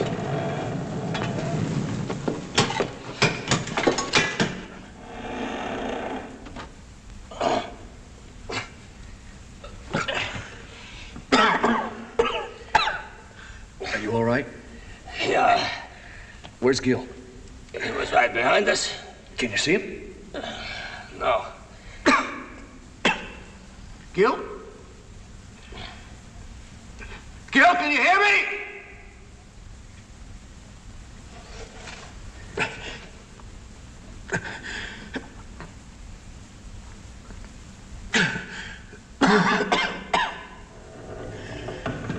Well, what do we do now? We wait. Just as thousands before us have waited. And we think of many things. That is the final refuge of a man when he's completely alone. He can think. Get out of the way. Get out of the way. My brother's down there. I just heard about it, Miss Elaine. Don't worry, now. Gil's gonna be all right, ma'am. Please don't do that, ma'am. Everything's gonna be all right. Sorry, Mr. Cartwright. I have orders to let no outsiders go down. Well, your orders just changed. Let her go, Bo. Wait a minute, boys. Wait a minute.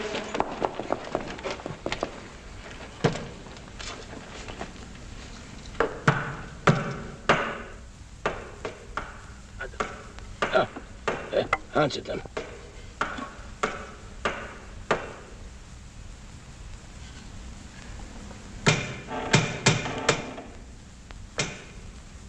Get in there, boys, with your shovels.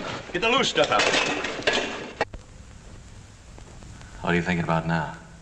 I was thinking, perhaps after today, we will not let the mine fall on our heads again. I hope not. Well, there is a simple way. All we have to do is never again go into a mine. So many people make that decision in life. So very many.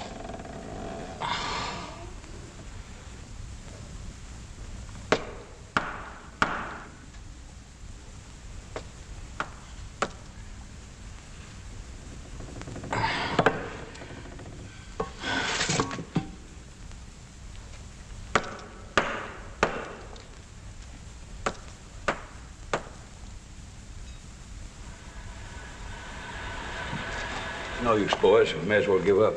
They don't answer the signal. They're back of that wall of rock, but we're too late. They don't answer anymore.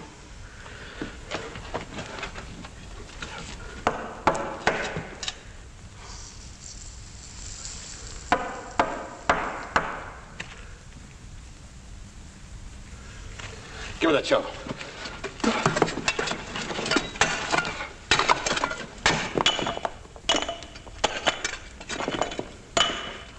Okay, bud, okay. That's good.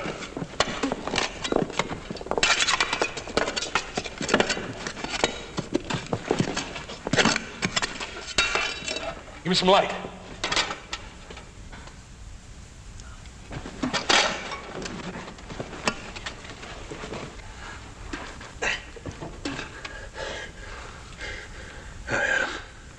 About time you got here. Gil's back there somewhere.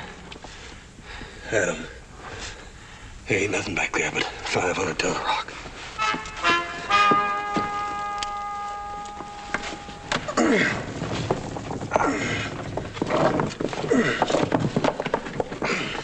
All right, let it down. How are you, Mr. Diedersheimer? All right, Phil, see if you can make it.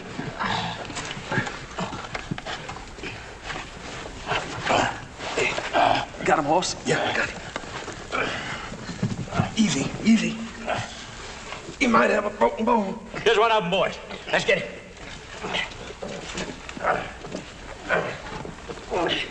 Take him out, boys. Here we are.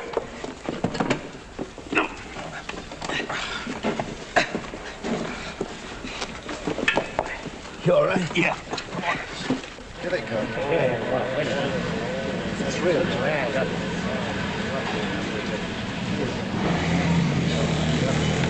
Gil! Where's Gil? Miss Elaine, I want to talk to you. That Gil. He's always the first one down and the last one up. I suppose he's still down there looking around. That's what it is, Hoss, isn't it? Ma'am, let me take you home. Oh, no. No, I've got to wait here for Gil. He promised me nothing would happen to him. He promised me. Oh, Hoss, tell me nothing's happened. Ma'am, I can't lie to you. I can't make it no easier. I've got to see him. I've got to go down. I've got to see him. Don't you understand? I've got to see him. I've got to see him.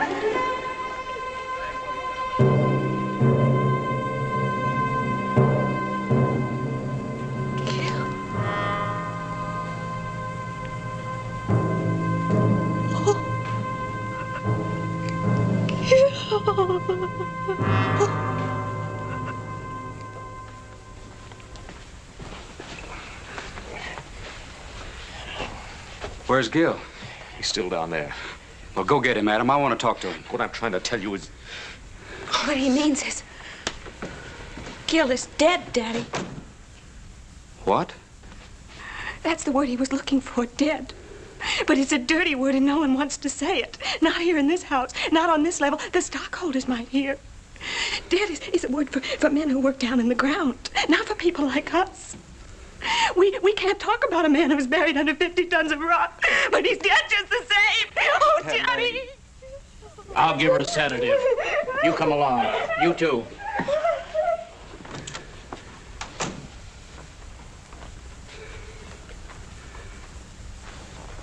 Gil? Dead? Well, I'll have to hire a new superintendent. Mr. Holloway, if that's the first thing you thought about, I feel real sorry for you. I guess that should about do it. Thanks, Doc. Mr. Diedershammer, I told you to get some rest. Now you're pushing yourself much too far. Would you rest, Doctor, if there were a plague afoot, and somewhere in that little black bag of yours there was a pill you knew could cure it? Would you rest until you had found that pill? Well, my head is like your little black bag. Somewhere inside it is a pill of information, long forgotten. A solution to these mind disasters. I have to find that pill, Doctor. Well, you better slow down or I won't be responsible. Every man is responsible to himself, Doctor. Does your head feel good enough to use? Let's get to work. Now. Mr. Diedersheimer, I've been thinking. Are you an engineer? Well, no, but... Then I'm not in the least interested in what you've been thinking. Please go. Now, wait a minute. This is my home. At the moment, it is my office, and I want no interruptions. Please.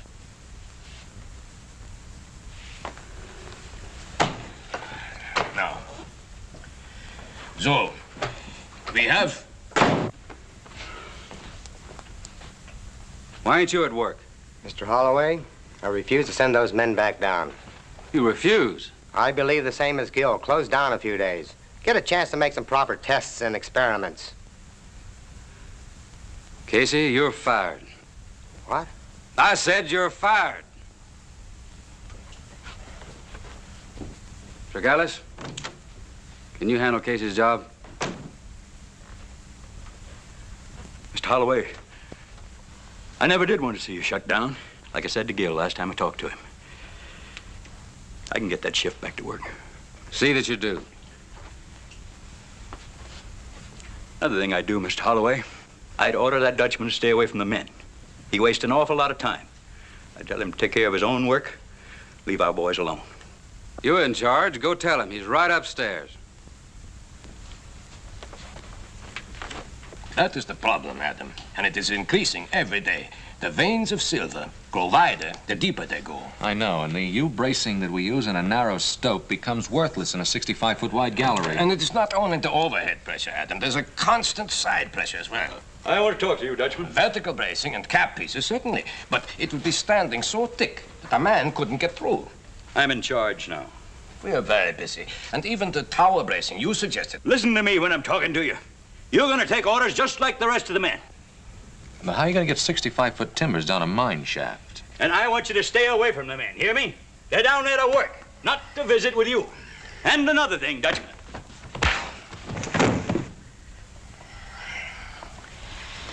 I believe in a little formality. Now, where were we? Oh, yeah. There's... Miss Helene. Miss Helene. I know you're sorry. That's not exactly what I was going to say, ma'am. Folks mean well when they say that they're sorry.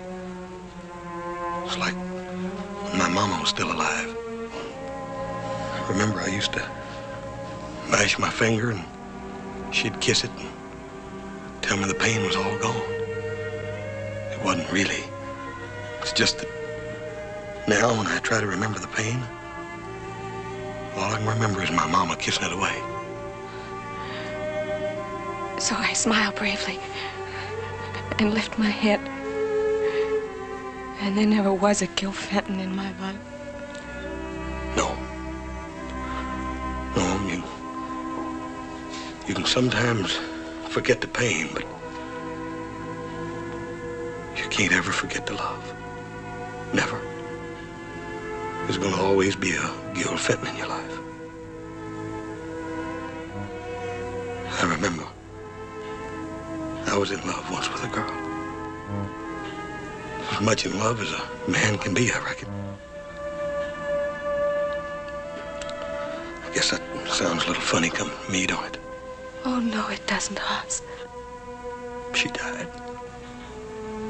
I know that my Pa and Adam and little Joe are sorry. But that just wasn't enough. Not right then, it wasn't. What did you do?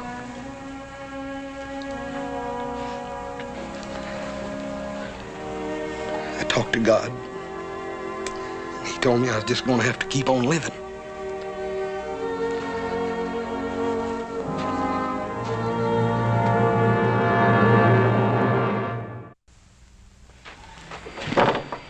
May I have permission to enter your mind, Mr. Tregallis? All right. Go ahead.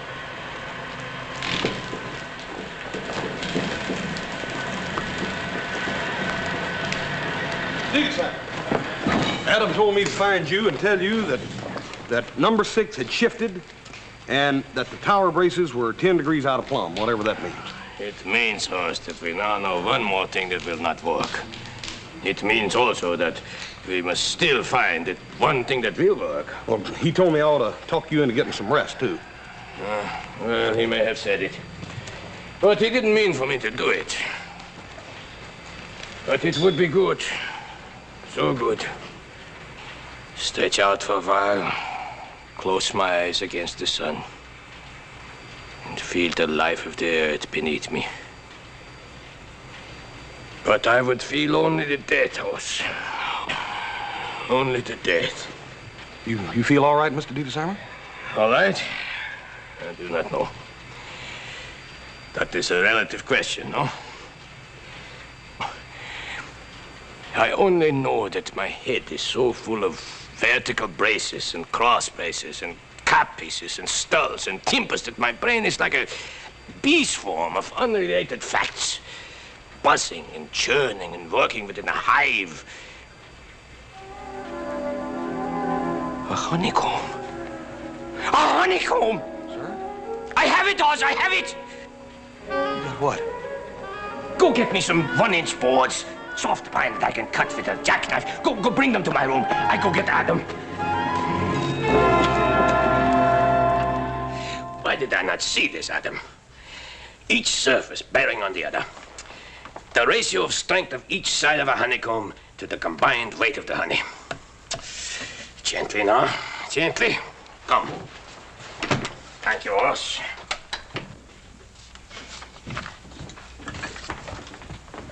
Now, what in the blazes? The solution, Mr. Holloway. The solution to every cave-in and slippage problem in the Comstock mines. Boss, please. Clean place on the table. Thank you. Miss Lean, look here what Mr. Dietesheimer and Adam built. Show them how it works, Mr. Dietesheimer. Do you mean that's a system of mind bracing? It's the most perfect system I've ever seen in my whole life. Are you such an expert? No, but Mr. Dietesheimer is. Philip, why don't you explain the principle? You see, Mr. I can see the principle. Square, open-sided, tower bracing box, bearing equal pressure from all angles. And I suppose as the stope is dug wider, you propose to add another box. Well, you can add them above, too, and you can even build a floor in it. Very interesting, gentlemen, and very expensive. We can't use it. Dad, aren't you even going to consider it? But look at it, honey. It's a child's toy, a plaything of an impractical dreamer.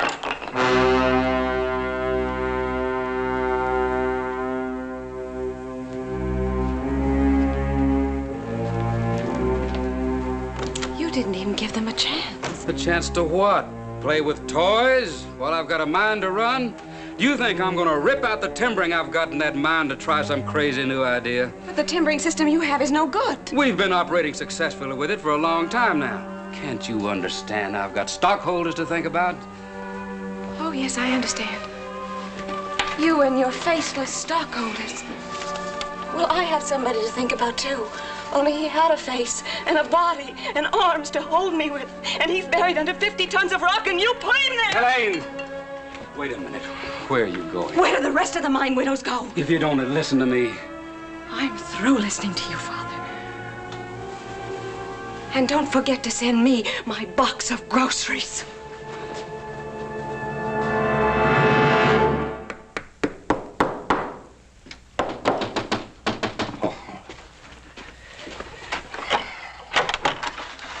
We've been looking for you. I've been looking for myself, Adam. There's new models coming along great. Well, I have created a good thing. But that is all it is. A thing. A handful of smoke. What good is it to write a book if nobody reads it? Or to compose a song if nobody ever sings it? Or to invent a new way of timbering a mine if it is not used? Don't you worry. It'll be used all right. But when? When? When another 100 men have died needlessly? Well, it's such a radical departure from anything we've done before. Just take time to sell it to anyone. Only the dead have time to wait, Adam. And we are concerned with the living. Well, the Ophir isn't the only mine on the Comstock. There's the Yellow Jacket, Gould and Curry, and the Mexican. We know the owners. We've sold timber to all of them. All we have to do is sell one of them the idea. But I am not a fishmonger, Adam. Hawking a product on the streets. Well, then you let me worry about that end of it. You just finished this new model. Looks pretty elaborate. Well, it's quite simple, really. Series of cribs, each surface bearing on the other. Now, that takes care of your side motion, which has been one of your big problems. Now, also, you see, with the wide vanes that you're starting to hit, you can timber as you stope in merely by adding another crib. Now, the same holds true with working up above or down below, which is an impossibility with your present timbering. Now, here you could have an ore chute running diagonally right up here through the sets. Any idea of the cost? Well, I really hadn't gone into it. I think Mr. Dietesheimer was more concerned with safety rather than cost. Yeah, I'd heard that he was pretty much of a dreamer. Well, thanks for showing it to us, Adam. Hey, ain't you even gonna let him finish telling you about it? Oh, I've seen enough to recognize the fact that the cost would be prohibitive. I'm afraid you'll have to figure out some other way of selling timber, Adam. You mean to tell me you think that's all Adam and Mr. Dietesheimer have been doing day and night is figuring out another way to sell timber? Oh, stay out of it, Hoss. I won't stay out of it. I don't like what this woodpecker's saying to you. Oh, really now? We don't have to pretend with each other. We're in the mining business to make money, and you should be able to understand that. No Cartwright ever made a move unless there was a dollar in it for him someplace. Mister, you're the biggest flannel-mouthed liar in the Comstock. Do you know who I am? I sure do, and you do too, because I just got through telling you. My brother isn't the world's finest diplomat, but he's managed to express my own feelings pretty accurately. Well, it might work. Sure, but the system we're using now can be put in for 1/10 the cost. Why did Holloway ever hire that Dutchman in the first place? Oh, now don't sell Holloway short. He hires this safety engineer, and the Crusaders leave him alone. I know, but now he's come up with this fantastic idea. You don't find Holloway using it, do you? Well, is there anybody else we can talk to, Adam? No, that's about all of them. Besides, I'm tired of talking. You ain't gonna give up, are you? Well, I said I'm tired of talking. What are we gonna do? Well, what do the Cartwrights always do when it comes right down to it? We'll do it ourselves. You mean we're gonna make a big one of these things and stick it down old Holloway's mind without even telling him about it? Why tell him? He'll know it's there when he sees it tomorrow. Tomorrow? I said tomorrow. Adam, I heard you and Mr. Dietesheimer talking, and them timbers are big, and they gotta be milled and cut. How are you gonna do all that by tomorrow? Well, now, we own a sawmill, don't we? Now, we'll just give this job to our younger brother and tell him it's impossible to do. Yeah, that ought to do it. We'll get started first thing in the morning. That's what old Adam said. And we will, too. You wait and see. When my pa and Adam and my younger brother, little Joe, put their head to something, it gets done. You're very proud of your family, aren't you, Hoss? Yes, sir, I sure am. It's a fine thing to have a strong family. Yes, sir. Paul's always kept us mighty close together. You see, we just half-brothers. So? Yes, sir. My Paul's had a terrible lot of tragedy in his life. Tragedy? Yeah. But this has made of him a finer man. And it's helped draw you all closer together as a family, no? Yes, sir. I reckon it has. The girl, Helene, we must try to make her see this. Hoss. Right now, she sees only her own loss. But nothing is lost, ever. And nothing is ever destroyed. The miners who were killed because of improper timbering in these mines, they have found a new method of timbering, Hoss. I did not do it. They did. I am only the instrument that carried out the plan. No more than that. Mr. Dietesheimer, folks are gonna remember you for an awful long time. Miss Lane. Sit down, Miss Holloway. Please. What's the matter? Matter? I've been walking around looking into the faces of women who've lost their husbands in the mines. I've been searching their eyes, wondering if they know my father is a murderer. Ma'am, you shouldn't ought to talk like that. Not about your own Paul. No. Maybe he ain't done all he could do, but at least he's tried. He hired Mr. Dietesheimer. But he hasn't let him do anything, and he won't. Well, it don't really make no difference if he don't. Because we're going to do it anyhow. What do you mean? Paul and Adam and little Joe are up there in the hills right now at the sawmill, milling the timber we're going to put down in that mine. So Mr. Diedersheimer here can make the test he wants to make. Does my father know about this? Well, I reckon Adam sort of forgot to tell him.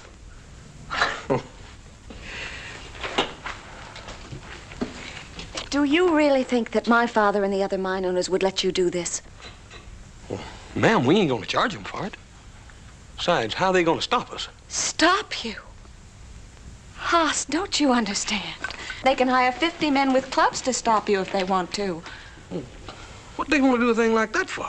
I'm afraid this does go much further than a test installation, Horse. Once it's in there and the men see it, they won't be satisfied with any other system of timbering. Mr. Diedersheimer, do you want that timber down there in that mine? Yeah, very much, Horse. Well, we're going to put it down there for you. And if any of them fellas try to stop us, well, I reckon that'll be my business.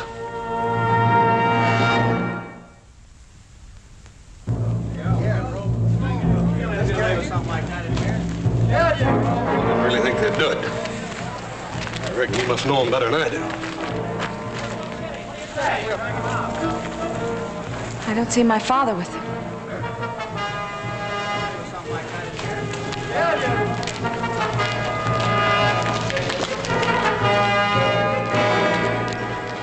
There's a rumor around that you plan to do some special timbering in Mr. Holloway's mine.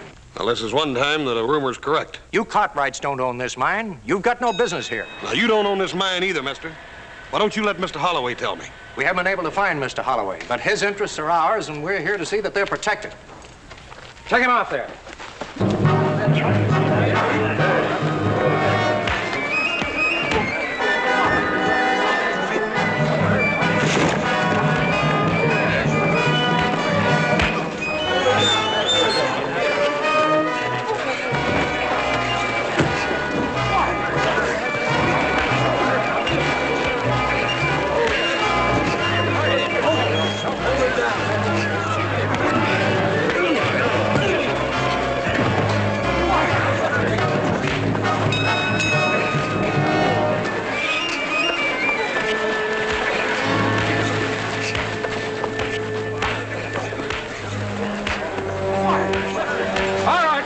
I'm still in charge here.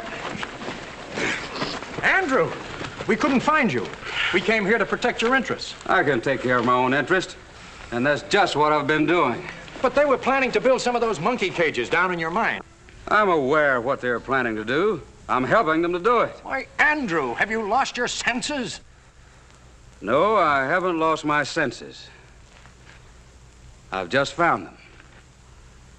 How long since any of you have been down in one of your mines? Well, maybe you should, gentlemen. I just did, and I don't like what I saw. I don't know if Mr. Diedersheimer's system of timbering will work or not, but he's going to get a chance to try it.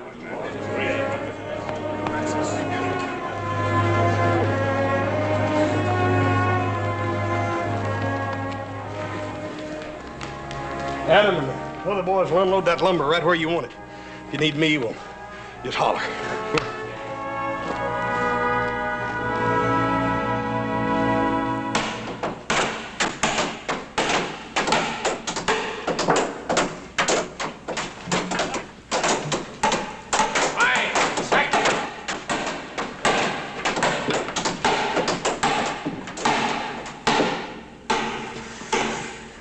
This is fine. You go now, huh? Thank you.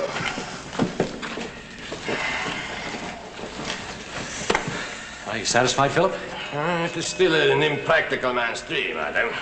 An invention is never completed until it is put to the test of serving the purpose for which it was designed. You wait for me up above, huh? I would like to stay here and look at this for a while. Oh, no, you don't. What's the matter? I found your bag. The powder, you didn't do a good job of hiding it. It's too dangerous, Adam. I'm game if you are. I don't want any more men killed. Neither do I. But I would like to be with you. Sort of a promise I made to Gil. All right. We'll see this thing through together. This is good. Now for the final test.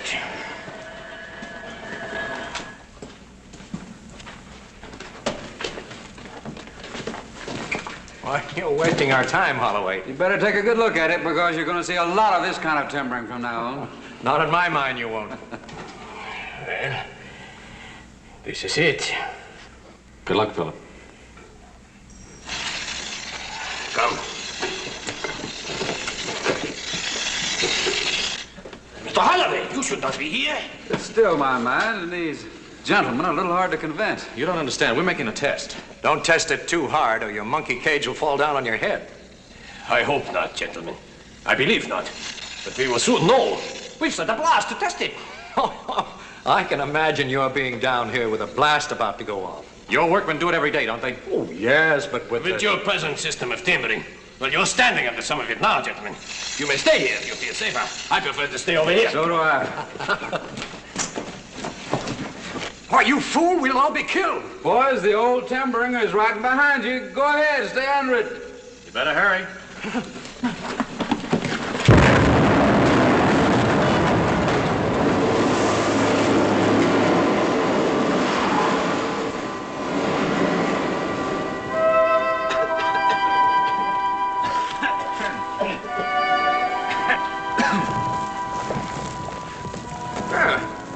I think this held up rather well, don't you, gentlemen?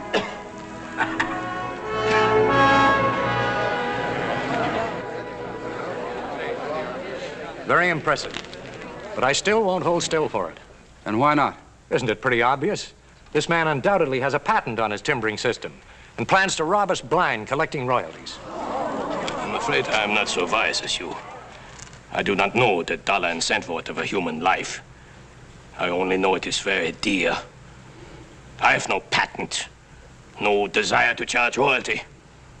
If my invention saves human lives, surely that is payment enough for any man. Wait a minute, Philip.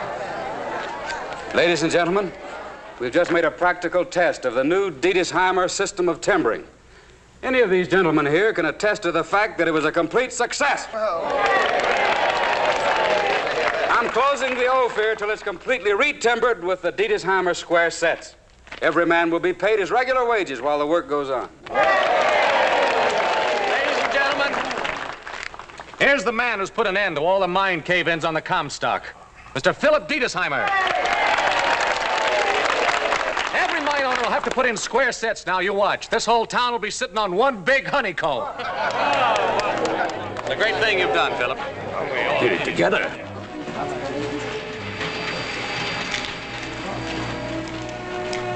Well, listen, I'm hungry. Ain't you starved? On the contrary, horse. Right now, I feel very full. Mr. Dietesheimer, I told you once that folks is gonna remember you for an awful long time. And they would, too, if they could remember your name, but it's so dang blasted hard to pronounce. Don't worry about that, horse. Names are never very important. Anyway, it's easier to pronounce the Dutchman. Come on, let's get some supper, huh?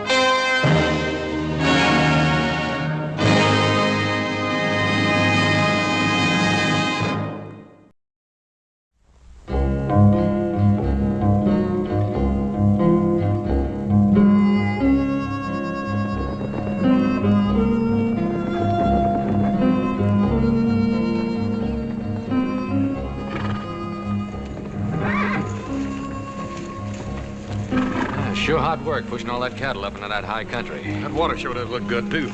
You know, to wait to wash off some of this grit.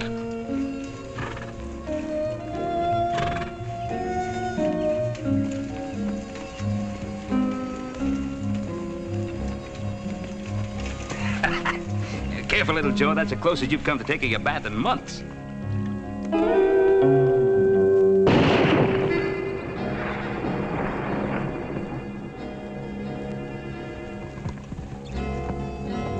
What? Who are you? Never mind who I am. Just get off my land. Your land? What are you talking about, mister? You know what I'm talking about. You ain't deef, are you? No, we ain't deef, but are you sure you ain't got just a little bit too much sunshine, old-timer? Look, well, maybe you kind of got your directions mixed up. All right, now, don't anybody move. What do you want to go do a thing like that for, old-timer? I know my rights. The law says that I can shoot trespassers on sight. Look, you're on the Ponderosa. I bought this land, mister, and there ain't nobody going to take it away from me. What?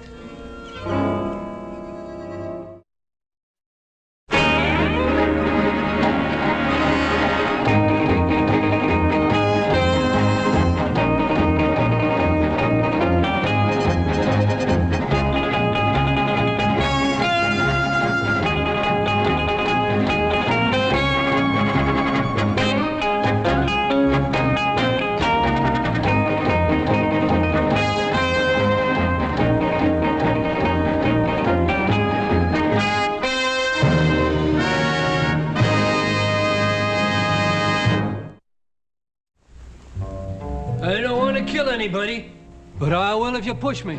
Nobody's trying to push you, mister, but what makes you think this land is yours? I said I bought it. $25 hard money. I got the bill of sale to prove it.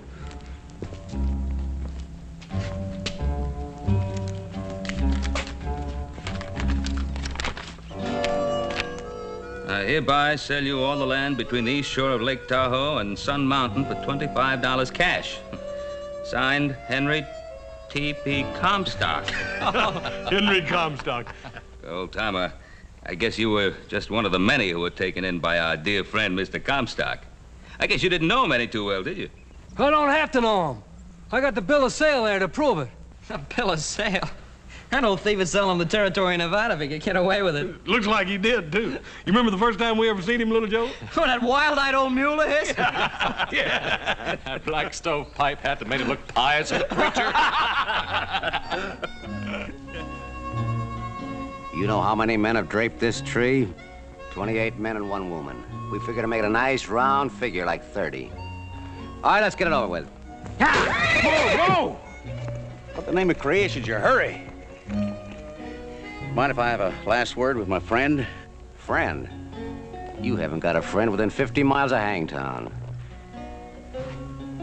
Lord, I'm ready whenever you say the word, but Lord, I hope you'll forgive me if I don't have time to tell these boys about the big new movement going on around here. What in thunder big movement you talking about? Change the name of Hangtown to Placerville. You boys hear of any such goings on around here? Lord, looks like you left these boys up in the hills too long.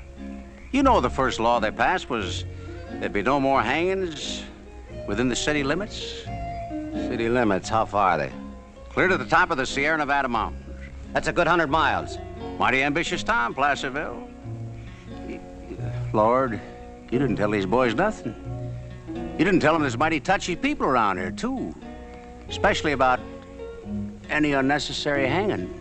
Hanging you is about the most necessary thing a hard rock miner could ever do. So we'll escort you the 100 miles over the Sierra Nevada and hang you there. I thank you. Because, Mr. Henry T.P. Comstock, you're about the crookedest, slimiest, most double-dealing, weaseling, lying, thieving, no-good claim jumper that ever hit the state of California.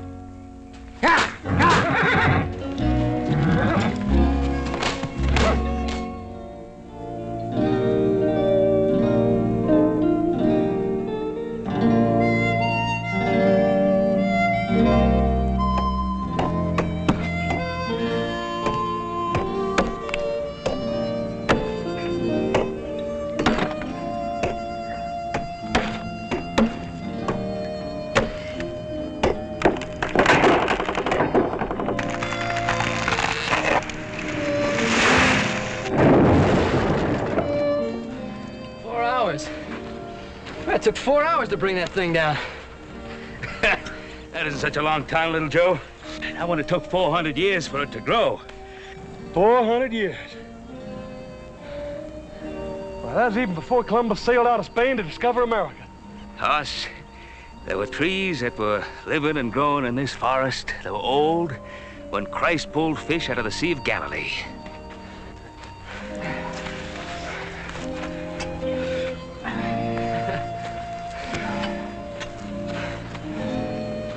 Don't cut unless you plant. That's right, Hoss. That's why we're here. Not just to take from the land, but to give. Yes, sir. Can you see it?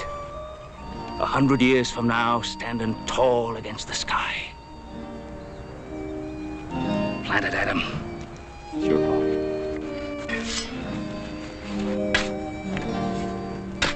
Well, little Ponderosa, see you around in a couple of 100 years when you're a big Ponderosa.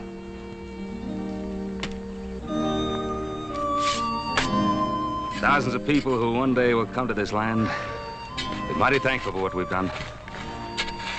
There's timber up there to build whole new cities. Launch fleets of ships. Hear that, Hoss? Older brother Adam is planning to build that Yankee fleet of his again. Yeah, well, it's gonna take a mite more water than we got hereabouts to float it in, little Joe. Water? Oh, now, you don't think Adam is planning to sail his ships on just plain old water, do you? I guess you two mountain boys haven't heard. Just so happens I'm planning on ships that sail across sand. I remember walking across about 600 miles of it the last time Paul sent me to Salt Lake City to file them claim papers. How would you like to be able to do it in under 3 days? Oh, come on now. From here to Salt Lake City in 3 days? How you gonna do that? I think he's gonna fly through the air, Hoss. Maybe 2 days. Oh, well, maybe 1 day. You talking about a railroad, son? I'd be talking about a railroad, Pa. Dreams are mighty good things to have, son. You know what it takes to build a railroad? Track. Track that runs across sand, around mountains, and over rivers. And track ain't nothing but a lot of rail and a bed of ties to lay it on. You cut down all these wonderful trees, provide ties for a railroad? I'd cut them down, Pa. And I'd put new ones in their place. Hey, that sounds like a rifle shot. On the California side. Sounded to me like it come off the Ponderosa.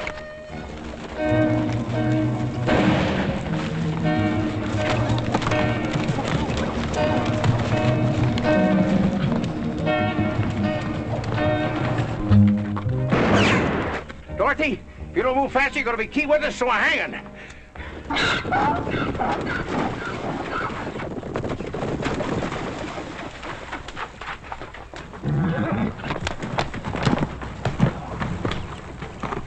So he thinks he can sneak away on that old mule. Yeah,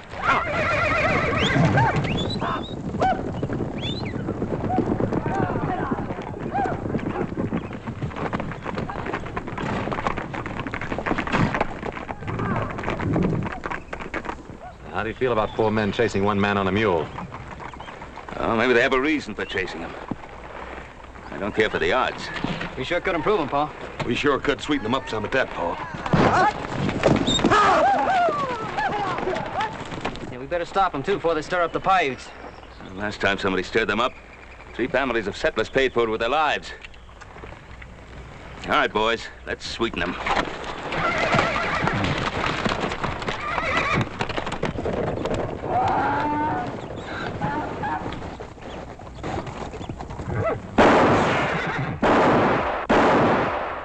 Adam? Yeah. How far over you reckon them fellers are? About a half a mile, maybe. Yeah. It's just about what I figured. Hey, Hoss, even with that Sharp's buffalo gun you got, you don't figure you can hit a target at half-mile distance. You watch that feller's hat. what in thunder was that?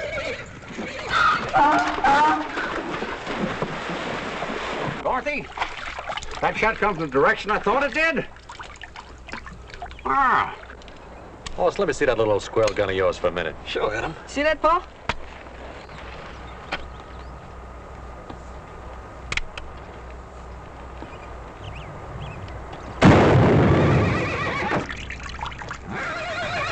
Couldn't be Comstock. He didn't even have a rifle. Now, little Joe, what was all this talk about a half a mile?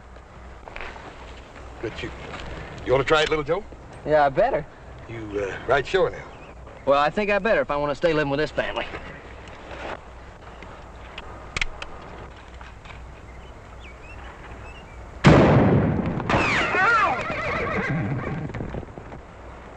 That's a mighty fine old gun you got there, Holt. Mighty good shooting. That's just the kind of thing any New Orleans boy learns to do by the time he learns to walk. Take a crack at it, Paul. Well, if I have to. Just to show you young whippersnappers. Go ahead, you can't miss now. Get that rifle.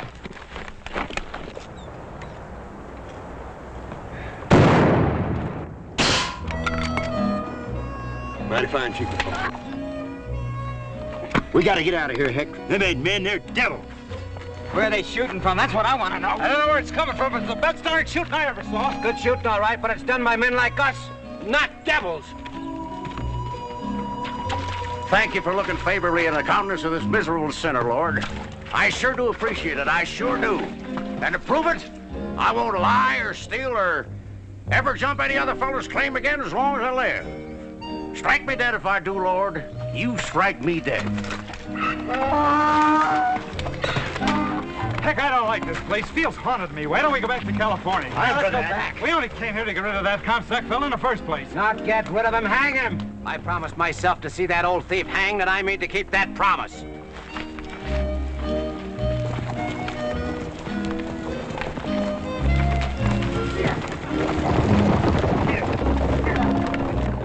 Yeah, I think we scared those fellows off. They're heading back to California. Yeah. Maybe they aren't. Quite an exhibition of skill, my friends. Truly the best exhibition of the fine art of rifle shooting I've ever seen. Since the days of that esteemed gentleman, Quincy P. Strongheart. Yes, I can see it all just as though it were yesterday. My boyhood chum, Quincy P., raised at my side in sight of the stormy and treacherous waters of Lake Nipishama. What in the tarnation you talking about, mister? What'd you do to stir up all that excitement? It's probably one of them claim jumpers they run out of California. Lad, I beseech you, don't mention that evil place to me. I, Henry T.P. Comstock, who have roamed the four corners of the earth, have sailed every shore and coastline of the seven seas, never want to hear the name of that foul-sounding place again as long as I live. Why were you run out? I? You think I, Henry Comstock, was run out of California? Run out and tell them never to come back. How many claims did you jump? Did you hear that? Yeah, not you. Lord, right where I stand, if I, Henry Comstock, ever jumped, or even thought of jumping any other gold miner's claim, strike me dead. Not yet, Lord. I know I'm a miserable sinner, and certain things have been known to cling to my fingers, but I'm not ready yet, Lord, to meet the hellfires of retribution. Not yet, Lord. Not yet. Hellfires of retribution, hear that, little Joe? I figure if a man's going to get religion, he might as well get it in a hurry. Mr. Comstock, before your time is up, I think there's room for at least one good meal in there to help see you through that final journey. Do my ears deceive me, or did I hear you mention food? Gentlemen, when do we eat? You too, Dorothy. Dorothy, food. Come. Gentlemen, I have feasted at the tables of kings and dined in the company of millionaires, but never, I repeat, never have I enjoyed such a meal as this. This is Hop Sing's doing, Mr. Comstock. In all of your traveling, did you ever meet a finer cook? My good man, worthy descendant of Confucius that you might be, I must compliment you on having acquired a skill and wizardry in the culinary arts unmatched in all this land. He no like the lip? No, he likes some Hop Sing. Oh, very good. I bring more. Got plenty more. Yeah, you do that, Hop Sing. You do that. Mr. Comstock, do you have any late news of my good friend, Captain John Sutter? Sir, you're referring to Captain John Sutter of the Sacramento Valley? Are there any other Captain John Sutters? And the poor man, he's a cause of sadness and melancholy to all of his friends. What's the matter? Is he getting worse? Not only getting worse, he's almost gone, as has his mind. Young man, pass that plate of sweet corn, please. You mean you're still hungry? I haven't seen corn as smooth and golden as this since I was a boy on the shores of Lake Semihuchi. I thought you said over on the mountain, Lake Nipishama. Nipishama one side, Semihuchi on the other. Lots of lake in that neck of the woods. Well, just what neck of the woods was that? You boys familiar with foreign lands? No, we've never been out of the country. Why? Oh, it's a shame that you can't know too much about a wonderful country of my childhood, Canada. Well, this Napatchki and Skauchi Hiwachi, whatever you call it. Are they in Canada? On the other side of the Frangatang Mountains. Mr. Comstock, what about my friend Captain Sutter? Poor man. It's a pity to what's happened to him. You wouldn't recognize him anymore. How bad is he, Mr. Comstock? Not just one more? Just a small one? Later. In fact, I think we've all had enough to eat for now. Hop-Sing? Yes, Mr. Cartwright. Do you like a dinner? Yes, dinner was very good, Hop-Sing, very good. Very good, Hop-Sing, and I do thank you. Very good. We'll have a coffee in here. Yes, Mr. Cartwright. Mr. Comstock? Brandy? Yes, don't mind if I do. Thank you, sir. You're very kind. Nice little place you got here. Reminds me of the time I was the guest of Queen Victoria at Buckingham Palace. I'll ride on down to the sawmill, pal. Have them bring those trees in we cut down. Fine, Adam, fine. Oh, Adam, do you need any help? Well, come to think of it, we are a little short-handed. How would you like to work for us, Mr. Comstock? We pay good money, $1 American a day. Work? What kind of work is that? Oh, hauling, cutting timber. Good, healthy outdoor work from sun up to sundown. Sun up? Oh, I'm afraid that's not the kind of work I do. Just what kind of work do you do, Mr. Comstock? I'd be real anxious to know. Yeah, well, I'm a merchant. Yes, that's what I am, a merchant. Oh, a merchant? Yeah. Sometimes I buy, sometimes I sell. It all depends on the state of business, among other things. Very good health, sir. Among other things, Mr. Comstock, do you ever indulge in something called panning for gold? You mean you folks don't cotton to folks who pan for gold? I told you I planted the first field of grain with John Sutter in the Valley of the Sacramento. Together we planted those hillsides with vines, with fruit-bearing trees. You know what they did to that land, those locusts, those ravagers who answered the cry of gold in California?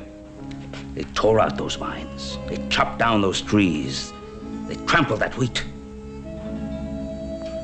Is it any wonder that John Sutter sits on his porch now, staring into the sun by the hour, recognizing no one, seeing nothing? You know about him, don't you? I know all about him.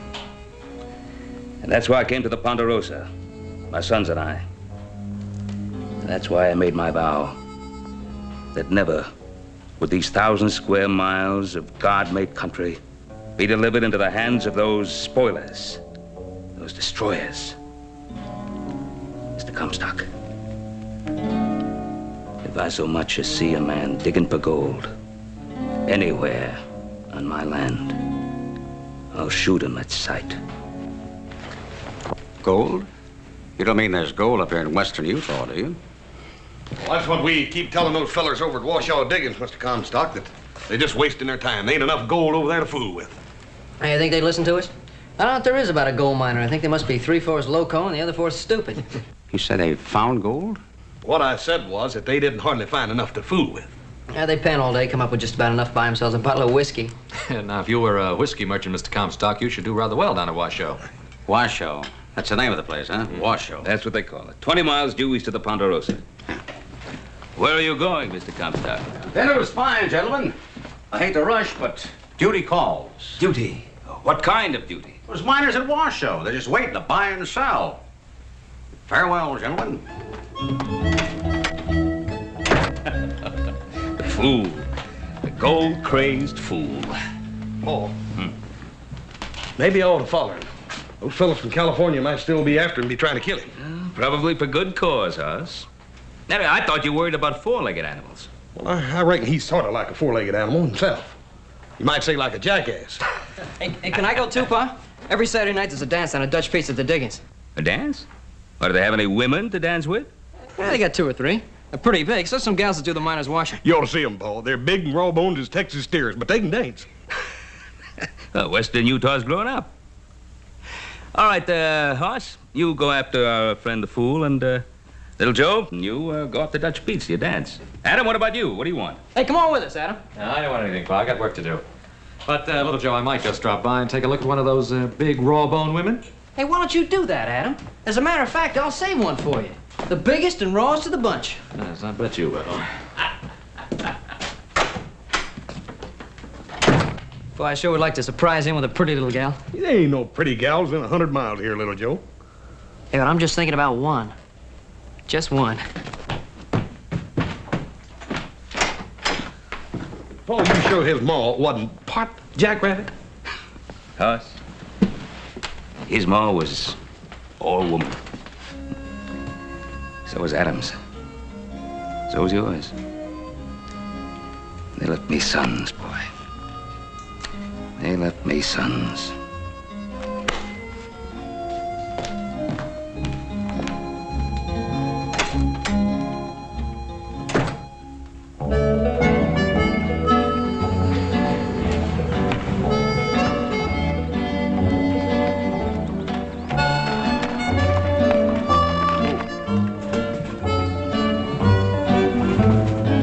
Rich man, poor man, beggar man, thief. Which one do you think he is, Hoss? I reckon he's most likely been nearly all of them at one time or another, little Joe. Still think those fellas from California might be after him? I don't know. But if they are, he's gonna need some mighty fast help. Yeah, maybe so. But I got a real strange feeling that old crowbait can take care of just about anything comes along.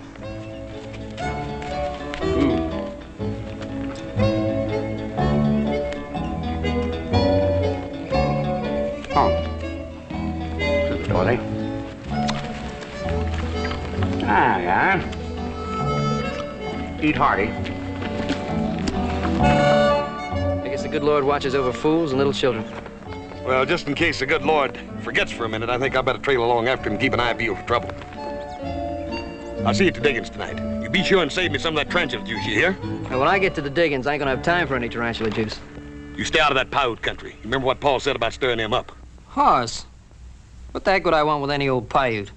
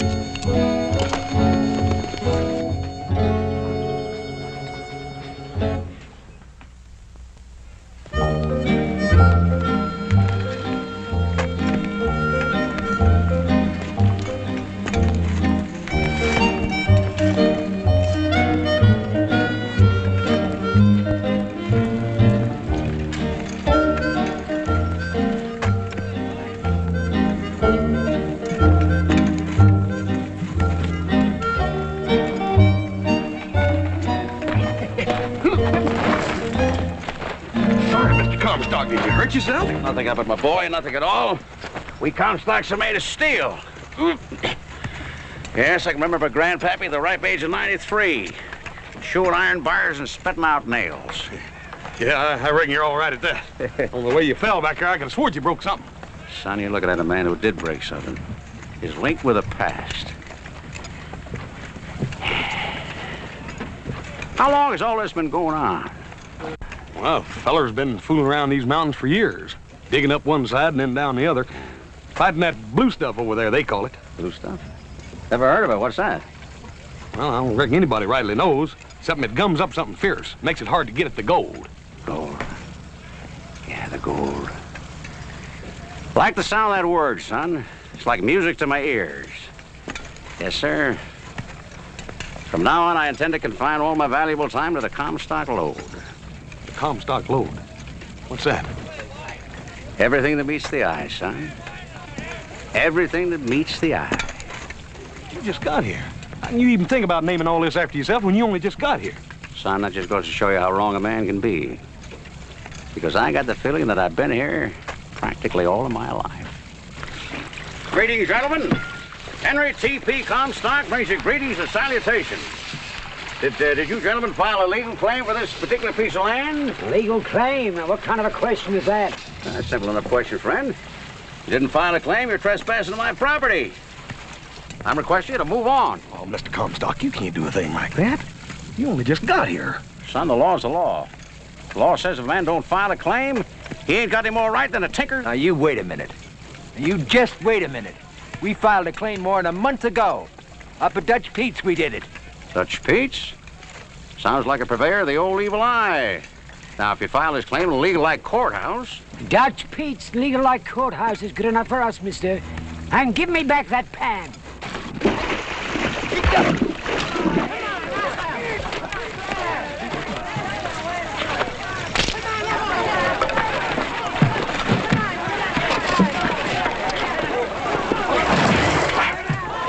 Blue stuff.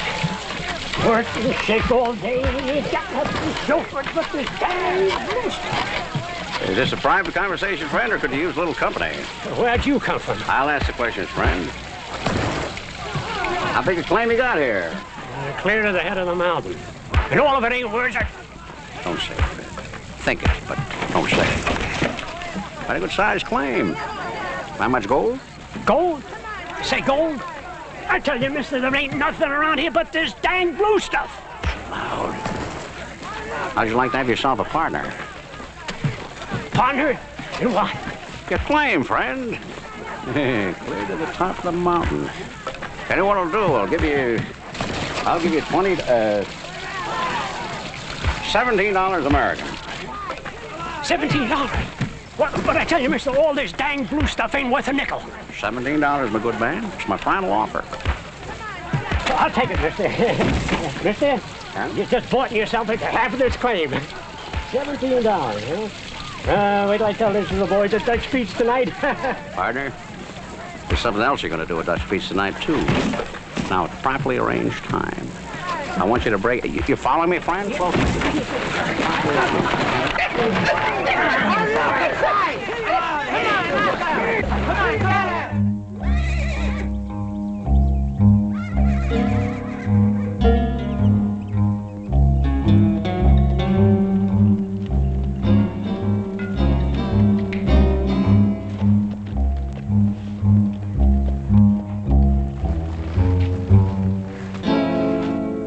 You brave man. You ride into Paiute village alone.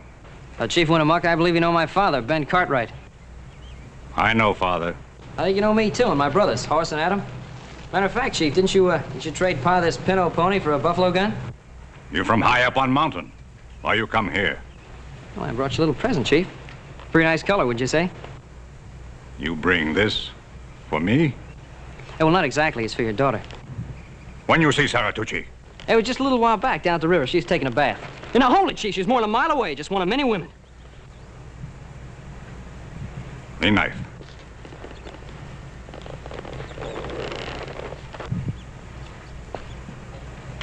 Other women, much big, plenty fat? Yeah, well, I wouldn't know, Chief. I didn't look at the other women. And what about this material? Got it from a peddler across the mountains from Sacramento. Said it was genuine silk. Not very strong, not much good. Yeah, well, Chief, it's for a dress, not a horse blanket. Sarah Tucci.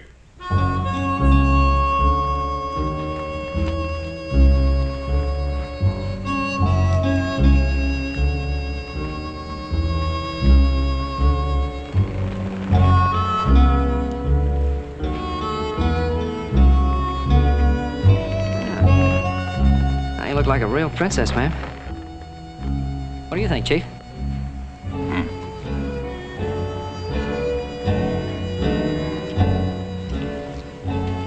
Sure fine tasting meat, Chief. What is it? Rattlesnake.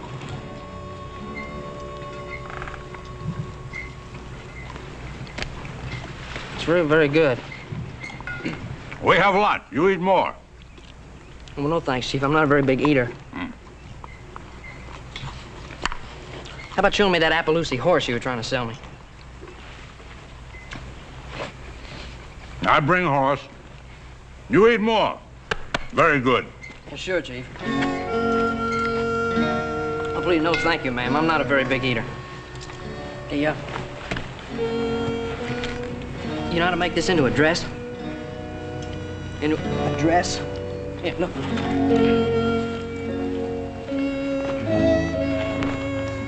See? Yeah, well, see what I mean here? Now, yeah, well, look, now, it doesn't look too good on me. Look, you try it. Sort of, yeah, you do it. That's it. That's... Yeah. Yeah, you're getting the idea, Princess. Yeah, that looks nice. And now, listen, there's a dance down at the Washoe Diggings. A dance? You don't know dance? A dance. Dance, dance, dance. There, you know? You like to dance? Yeah, well, good, so do I. Now, listen, don't tell Chiefy, all right? Yeah, good, because he'd scalp me if he knew what I had in mind. Now, you meet me where the river meets the meadow. Just beyond the waterfall. Then, Princess, you and I are gonna have ourselves a dance.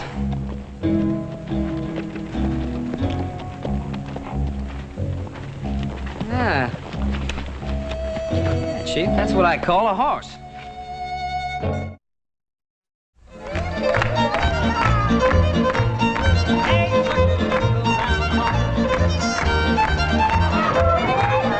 Young way round here, don't walk on me on your toes. All the way back, swing that gal, everybody swing. Now combination, back to tails and walking, what you do. Now ladies consider, come a little bit, like you know. And ladies go right, get go left. Oh, howling snakes and ringtail screamers. That's what I call a real hunk of woman. Hey, Little Joe brought me to the party. Innkeeper, bring me one of those. Never mind.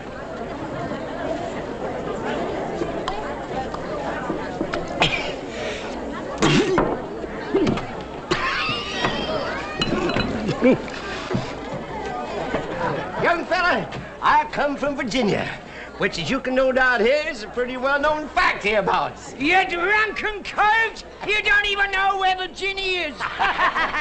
The Old Dominion, sir, the fairest of all the 35 states. Land where I was born, sir. Born and bred. And been soaking up to your teeth in corn liquor ever since. I know you're from Virginia. The Old Dominion, sir, the fairest You wouldn't say that, friend. You ever seen the sunset on Lake Tomahawker? Oh, that's the prettiest lake. Where'd you get the girl, son? The girl? Hey, she's a real looker. Oh, Princess Sarah. Gentlemen. Gentlemen and ladies, I'd like to present to you the Princess Sarah Tucci, Princess Sarah for short, daughter of Chief Winnemucca, of our friendly neighbors, the Paiutes. Sir? Do I understand you to mean you were reckless enough to take this Paiute gal away from her kinfolk and bring her here? Excuse me, I just remembered I ordered a drink. Paiute's a silly young fool. Innkeeper, give me a... No, never mind. Remember what Paul said about him stirring up them Paiutes? Little brother, what you mean about stirring up the Paiutes, and what I mean about stirring up the Paiutes, It's two entirely different stirring-ups. Princess, may I have the next dance? Pardon me, ma'am. Hi, everybody. Grab your partner. We're going to do the Virginia Reel.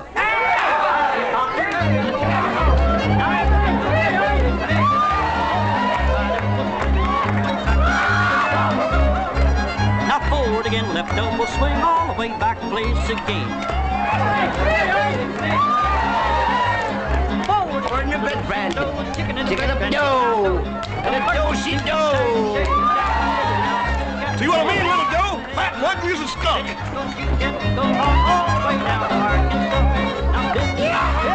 Hey, comes Cartwright. See the looker, boy. Because I prefer them wider in the shoulder and broader in the beam.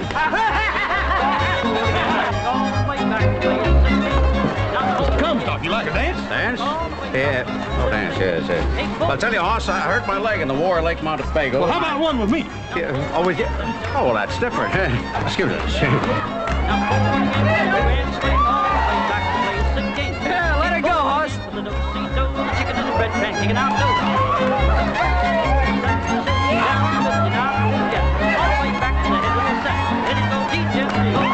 Son, I'll trade you Jenny here and throw in 5 ounces of gold dust. Anytime you want to switch partners.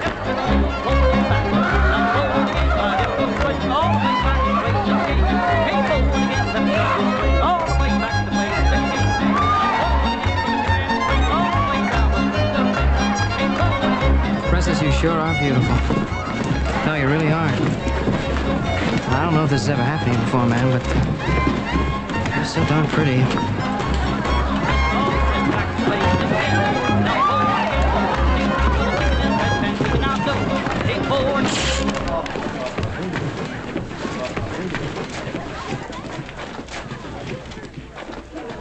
You take Saratucci away. Well, I didn't exactly take her away, Chief. I just asked her to go to a dance with me. What you do? You call this dance? I guess I did get a little carried away, Chief, but she's a mighty pretty girl. She Paiute girl. She marry him. Lean knife. Ah, congratulations, friend. Haven't been to a wedding for a long time. You know, I had an uncle once, Uncle Jonah. Not the one that got himself swallowed by the whale. No, sir, he's a different fellow entirely. He's my mother's brother. One that never did a day's lick of work in his life. Did manage to get himself married, though. 7 different times. Mr. Comstock. Yeah? I think you've done enough talking for one night. Well, I ain't had a chance to kiss the bride yet.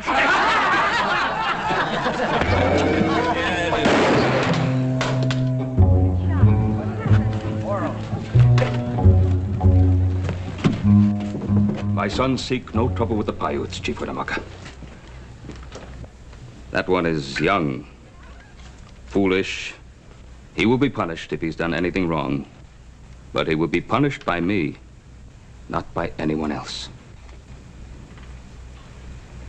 He is your son. Yes, Chief. And she is your daughter. Take her home.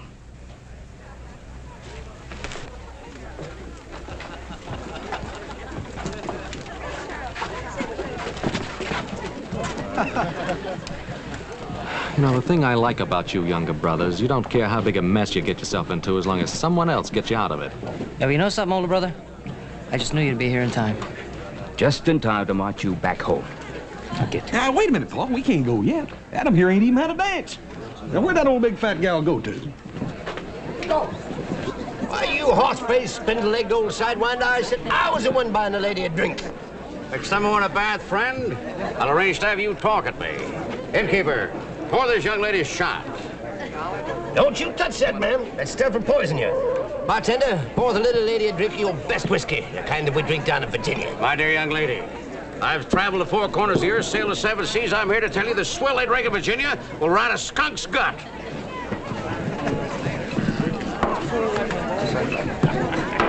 Ma'am, that's what I like about you. You sure drink whiskey like a lady. Adam, I know she's a little bit on the heavy side, but every bit of her sure can dance. Fiddler, this is Saturday night. Let's have a little music.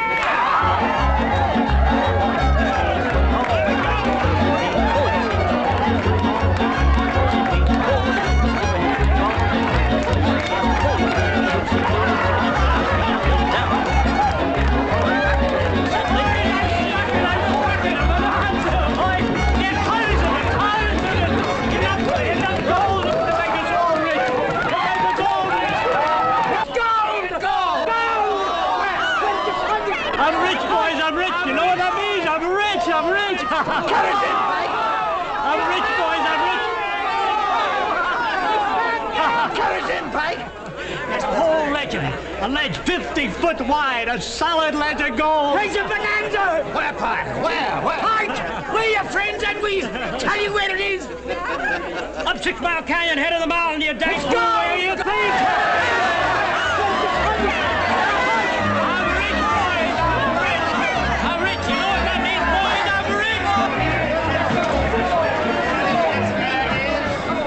Listen to me, man. Listen to me. Thank you. Thank you.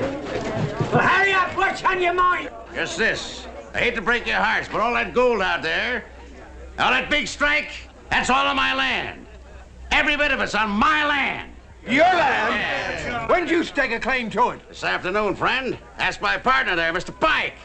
We're gonna call it the Comstock Lode. Is that true, Pike? You sell this old horse thief part of your claim? Now, wait a minute. Show you what kind of a guy Henry T.P. Comstock is. I'm gonna cut each and every one of you in on a fabulous Comstock load for $100 a piece American. Cash on the barrelhead. It's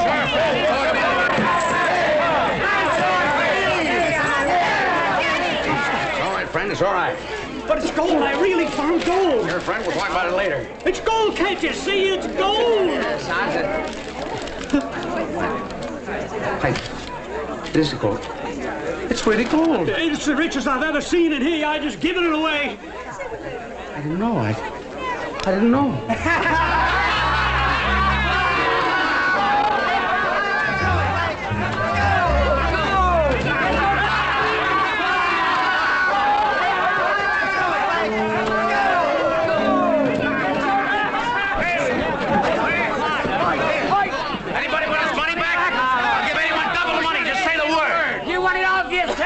Money grabber. Now we want to be rich too. Now you here? Now you get out of the way. Follow me, man. I'll show you where the richest part is. Don't forget the best friend and partner you ever had. Yeah. Let me Pike wait for you. Yeah, I'll wait for all the Jimmy.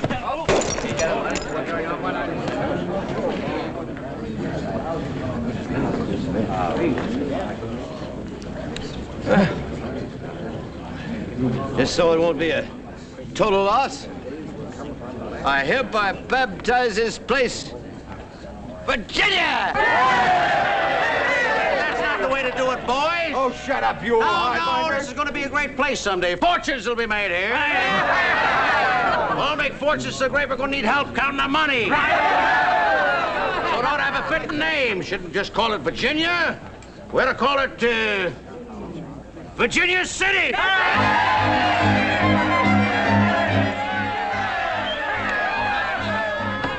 Hey, look who just showed up. Did you hear them? They found gold. Yeah, I hear them. Those are guys after Mr. Comstock. They're not even thinking of Henry Comstock now. They're thinking of only one thing, gold.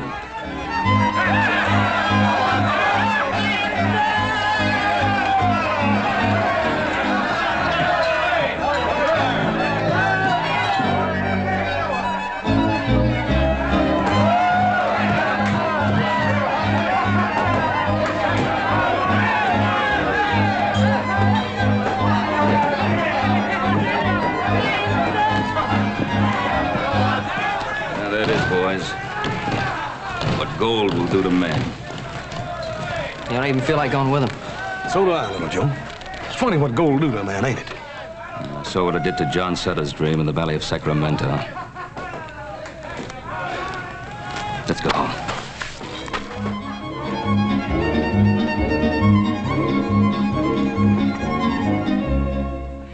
Well, there you have it. The story of Henry T.P. Comstock. He sure fooled everybody here, didn't he? Yeah, he did. But I guess most of all, he fooled himself. That claim he jumped. You know, they've taken millions of dollars worth of pure silver out of there. And would you believe it? Old Henry sold that claim for, what, $11,000. Hearing that, I don't feel so bad about that worthless piece of paper there. Worthless? Well, I wouldn't say it's exactly worthless. You paid $25 hard money for it. What do you say, boys? Don't you think it'd be worth $25 to have a memento of our dear departed friend? You know, I bet that old crowbait's still jumping claims. Here you are, old-timer. $25 and a little more. Well, thank you kindly. Let's go, boys. Take it easy, old-timer. Yeah. We'll see you, old-timer. Yeah.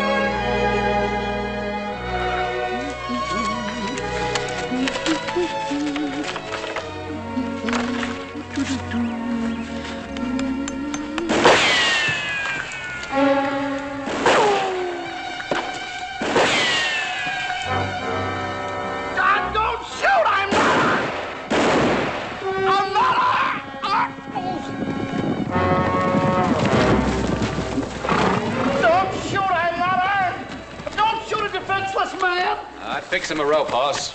Right. What are you? Oh, you're not going to hang me. Just a little bit, man. Why? What have I done? Well, you completely ignored a no trespassing sign, mister. This is the Ponderosa.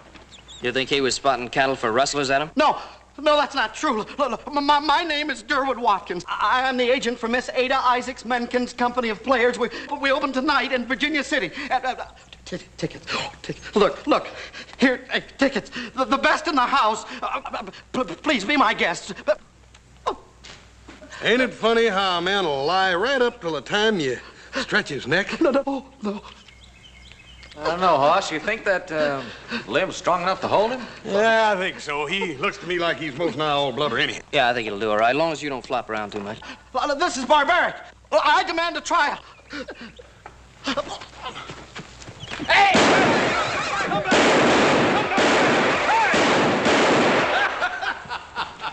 That's enough, fellas.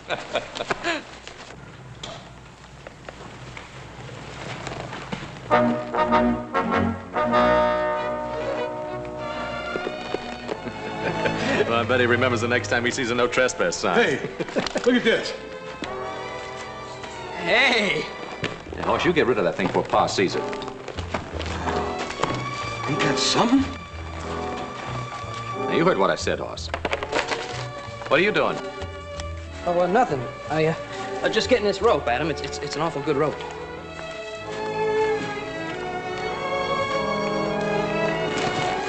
All right, boys, let's go. We got work waiting.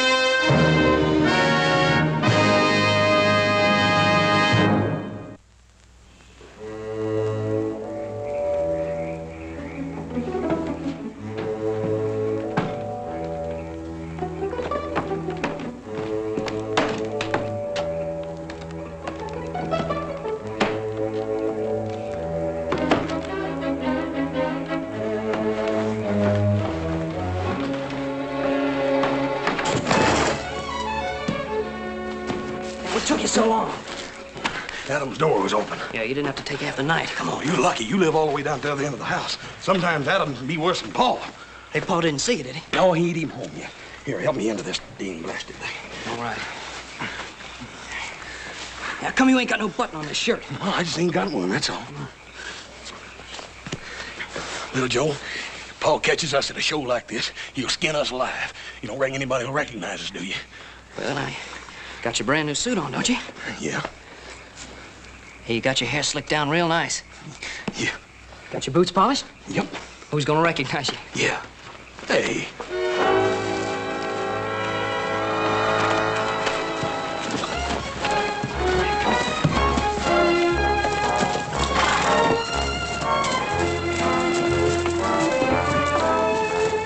Anybody else here want to bet my friend can't bend his horseshoe? Let me try. You try it, buddy. Go on. Who else wants to try? Go ahead, friend. Yeah. Hey, how about a little wager, huh? I've got it. Fine, you try it, buddy. Want to try it? Go ahead. How about you, friend? Want to give it a try? Okay. Come on, Sledge. Here, show him how it's done. Come on. You just stay right there, honey. I told you could do it. Come on, Sledge. How about that, friend, huh? Do you know who I am? No, sir, don't think that I do. I'm John C. Regan. That's right, former heavyweight champion of the world. Have a drink on the house and be on your way, Regan. I tell you what, I'll lick the best man in the house for all the liquor I can drink. Well? Outside, Regan. You wouldn't shoot an unarmed man. John C. Regan, is it? Former champion. Well, you never was champion, Regan. Your manager had to stop the fight to keep you from getting killed. What are you talking about? Nobody ever stopped one of my fights. Well, you've been flattened by every tramp pug in the business. And I'd lick you myself if I was still in one piece. You do your fighting with your mouths, mister. You got a friend that can do it with his fists? I'm buying Mr. Regan all he can drink. Just as soon as my partner here gets finished with him. Sledge, this fellow says you're a dumb mudwalloper. You ain't got no more sense than a suck-egg mule. Now, is that right? He says you're too stupid to even know how to fight. Now, is that right? Honey, I'll be right back.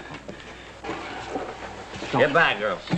Why don't you sit down, Sledge? Leave him alone. Why don't you take a little water? Sledge don't know no rules, Regan. Get him, Sledge.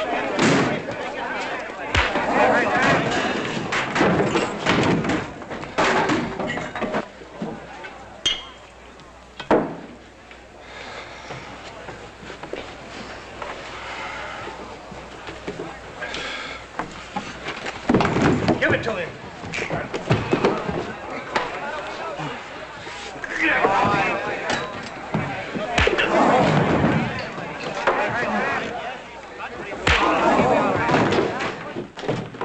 Hey, sound like a good ruckus in here. Hey, listen, you want to go to the show or do you want to fight?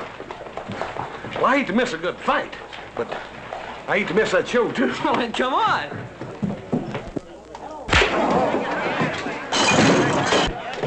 Stop it! Stop it, Regan! Sledge! Sledge, are you all right? You didn't have to go that far, Regan. Sledge. Sledge, you all right? Somebody get a doctor, quick!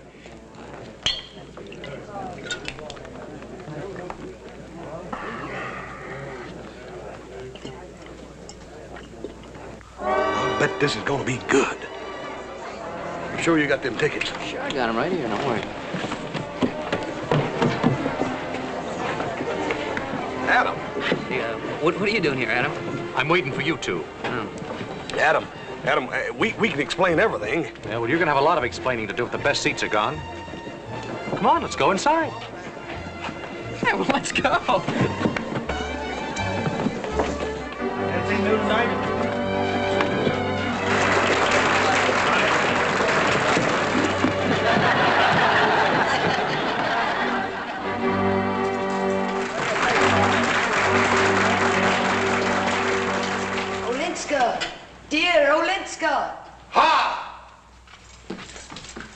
Who goes there?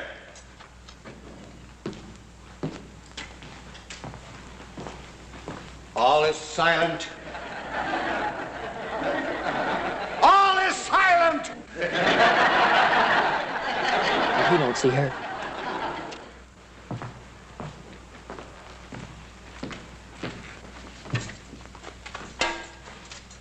Olenska, dear Olenska, ere yet the envious daylight robs my soul of this sweet privilege of drinking from thine eyes deep draughts of the bright liquid fire, which as from the twin stars of love stream through my enraptured heart.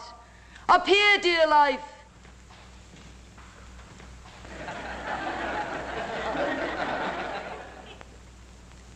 Appear, dear life. Appear.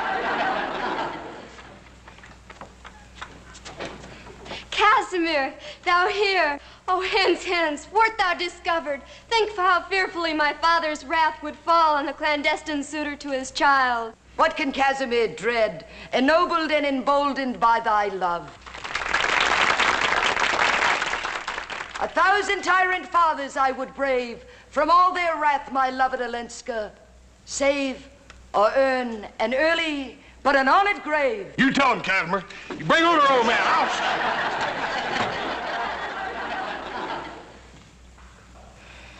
But see, the dawn advances. The moon is sunk beyond the hoary hill. The glimmering lights are one by one extinguished. And the hum of busy menials speaks approaching day. Away, my love, away!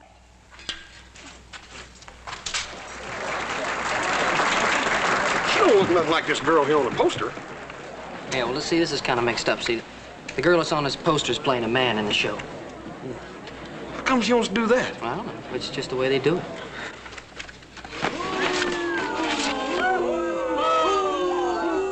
Is my will obeyed and the wild horse secured? All is as my lord commanded. Good. Bring forth the miscreant.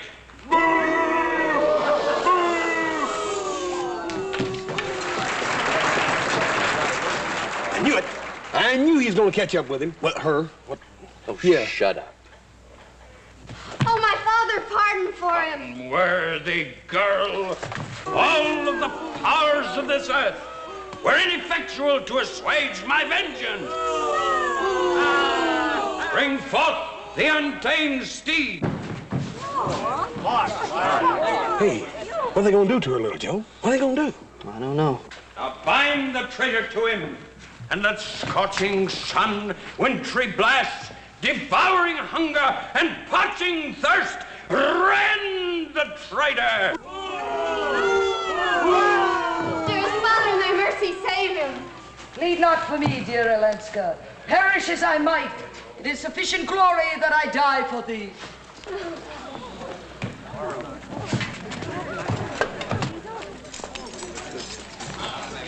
Now bind the traitor to him. Hey, he sure was a girl, wasn't he? He sure is.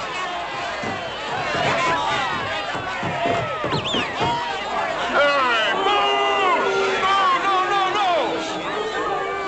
Launch the traitor forth, and at the sorry mistake, strike terror throughout Poland.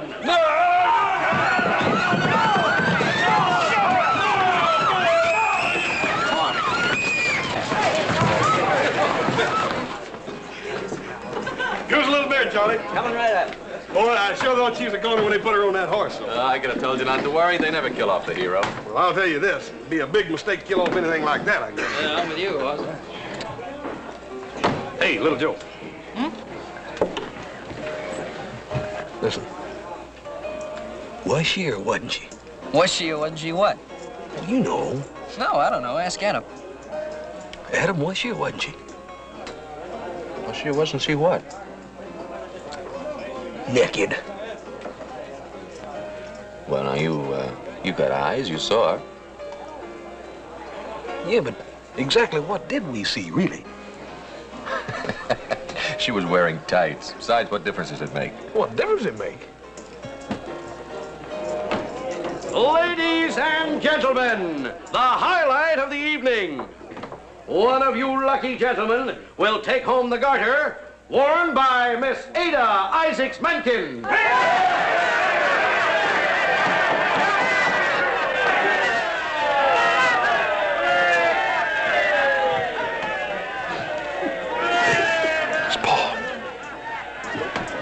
Here you are, boys. And may the best man win.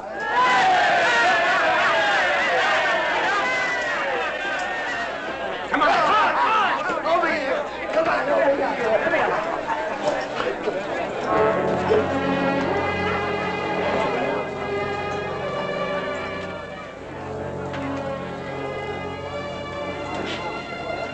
Now, what's the matter, Ada?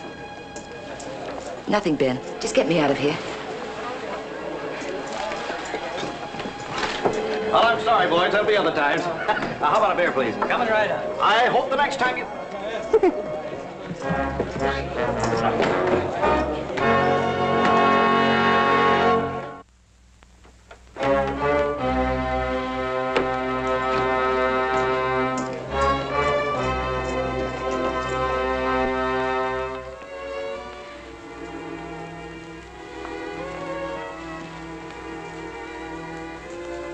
Right away.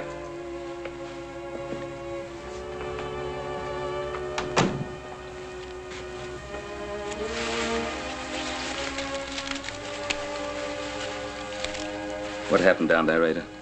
Nothing, Ben. Ben, don't look so severe. Suddenly I felt tired, that's all. You're sure? Positive. You don't mind if an old friend worries about you, then? Please don't ever stop.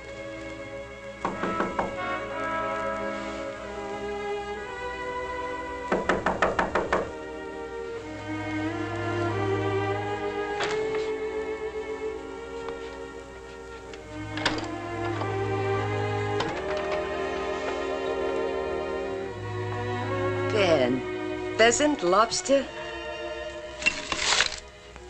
My favorite champagne. You remembered. I had it shipped in from a Boston importer when I heard you were coming. It isn't often that I have a chance to entertain such a beautiful lady.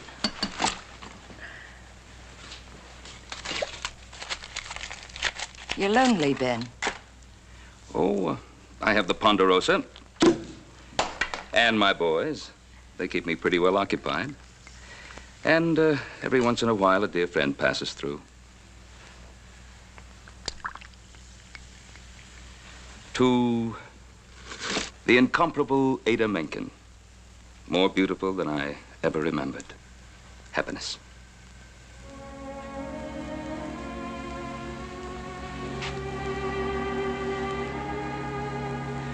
All right, out with it. What's wrong? It has something to do with Regan, doesn't it? I'm a good listener, Ada. Ben, you know most of the story. Well, when Regan returned from England, he was broke and finished as a fighter. Even his manager deserted him. Somehow he found me in St. Louis. I gave him money, all I had and what I could borrow. He promised he'd never bother me again. You saw him tonight in the saloon, didn't you? Yes. He's worthless, Ada. He's never drawn a sober breath. Please, Ben. I'm sorry, Ada, but when I think of the way the man has treated you, the way he's beaten you... I don't want to talk about it. What are you going to do? See Mr. Regan out of town, make sure he never bothers you again. No, Ben. Don't interfere. I can handle him. Can you? Please, keep out of this, Ben. I won't make any promises, Ada. I'm sorry. We'll celebrate our reunion some other time. Good night. Ben, I'm sorry. I know how you must have looked forward to this evening. Forgive me. There's nothing to forgive.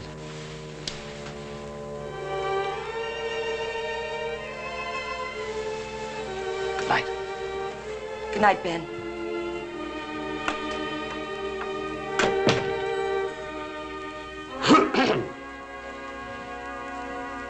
How did you get in here?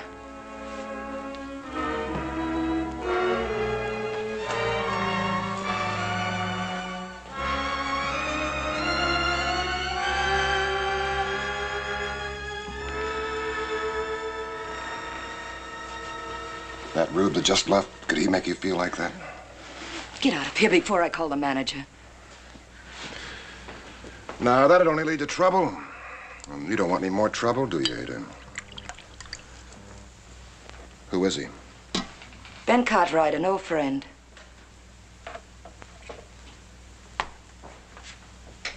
It won't work again, John. Ben's an old friend, nothing more.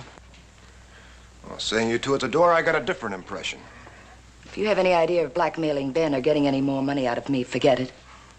Ben'd kill you first. And I'm broke, John. That's why I revived the Mazeppa. Well, I understand you're on top, Ada. Or you should never have retired from the stage and denied your public. Oh, I saw the way those miners were looking at you tonight. You filth. Now, you look here, Ada. I won't be bought off this time. You're never going to get rid of me again. Get out of here. Well, when you change your mind, I won't be far away.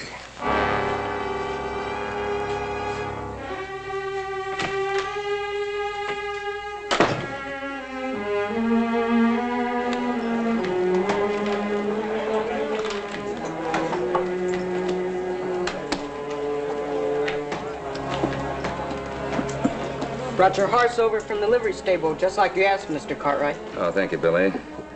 They'll take him back to the stable, bed him down for the night. I've decided to stay on in Virginia City.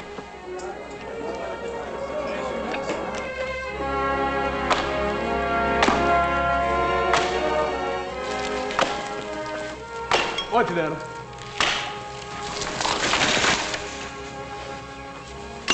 Adam? I've been thinking about Pa and that woman. Well, what about Pa and that woman? I don't like it none. Pa ain't got no experience with them actresses. Leastwise, none he ever talked about. Well, I guess he can handle it. I thought I told you to bring Pa along. Pa didn't come home last night. Just now, Hop Sing sent his clothes into town. What for? He's moved into the International House. Where that woman staying? Yeah, and that ain't all. Last night, they had champagne in her rooms. And tonight, Hop Sing says Pa's having her over the house for supper. What'd I tell you, Adam? What do you make of it, Adam? Well, she sure works fast. Guess we better have a little talk with our Pa.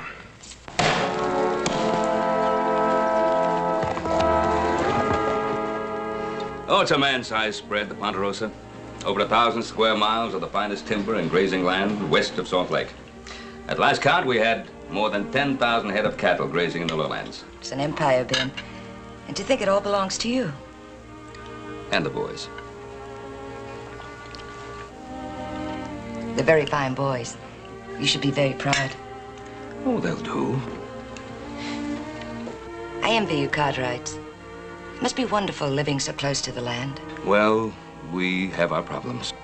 Protecting what's ours from outsiders. You do that very well, I imagine. Yes, ma'am.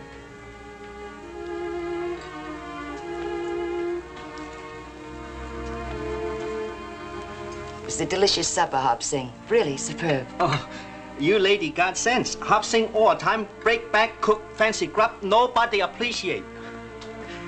You come supper all the time. Well, that makes it official, Ada. You're part of the family now. Oh, I better get you to the theater. Hop Sing, bring the carriage around to the front, please. No eat dessert. Hop Sing fix special. Well, Miss Mencken has a performance to give tonight. Now, come on, get the carriage around. Rush, all the time, rush around, lickety split. He's delightful. He needs a woman's discipline. We all do, eh, boys? Good night, Adam. Little Joe, horse. We'll be seeing each other again soon, I hope. Goodbye, Miss Mencken.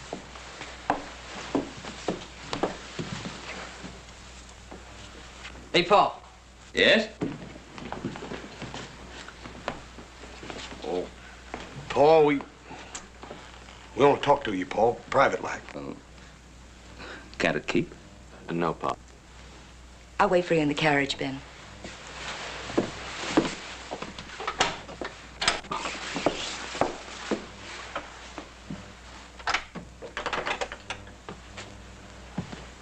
Well, what is it? Well, out with it. Paul, promise you ain't gonna get mad now. Well, what's on your mind? Speak up. Well, it's about what's been happening to you, Paul. Yeah, Paul, we know you're still a young man, and, well, you must get lonely sometimes, and, well, I know you're sick and tired of having us around, but, well, we... You know what your brothers are trying to say, Hoss? Now, Paul, you promise not to get mad. I speak out plain.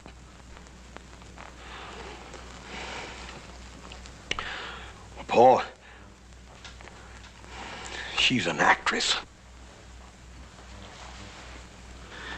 I see. So that's what's been troubling you three all evening. You don't think Miss Menken is good enough for your father? Well, let me tell you something. Ada Menken is all the woman that a man could want. And I'm very proud to be seen in her company. Yeah, but Pa, And she's... don't say it, Adam. Now, don't you boys think that I'm old enough to take care of myself? Paul, we was just doing it for your own good. Well, thank you. Thank you very much. And now, with your permission, I'll accompany Miss Menken back to town.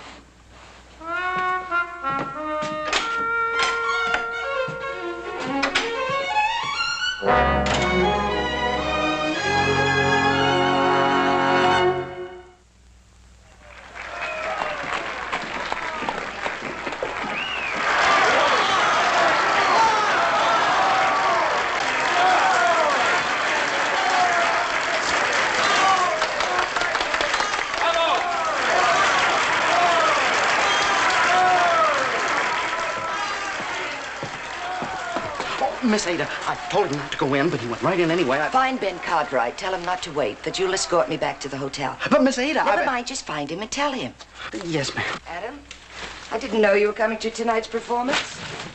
I didn't come to see the performance. I think you know why I'm here. Yes, I think I do. Don't you think your father is a wise enough man to take care of himself? Look, Ada, you have your way of life. We have ours. You also speak for your brothers? In this case, yes. Tell me, Adam, when did you first decide I was a bad woman? When you saw me with your father, or when you saw me on the stage? What are you afraid of, Adam? What makes you think I'm afraid? You came here to say something to me. Why don't you say it? I don't think words are necessary.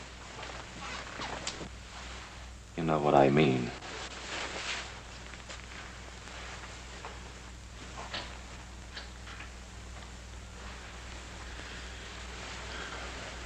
Well, now at least we understand each other.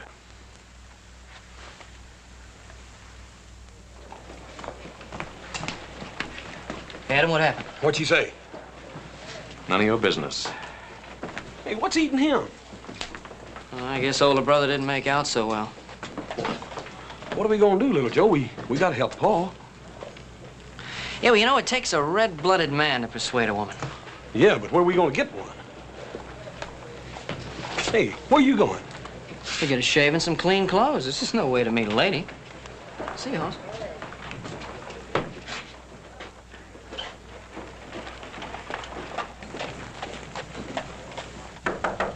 Who is it? Room service. Well, you must be mistaken. I didn't order anything. Compliments of Mr. Cartwright. How sweet of Mr. Cartwright. To a lovely lady clothed in the light of her own beauty. Joe Cartwright. Joe Cartwright? At your service, Miss Menken. Little Joe. Just Joe, ma'am. You Cartwrights have a flair for the unexpected. I think when you get to know this Cartwright a little bit better, ma'am, you won't be surprised at anything. Oh. Yeah, now you take my brother Adam. Now he's a dependable one. He's a worrier. And then there's Hoss. Well, Hoss is just plain Hoss. And what about your father? A Pa? A Pa never changes. He's the same year in and year out. You've got everyone pretty much figured out, haven't you?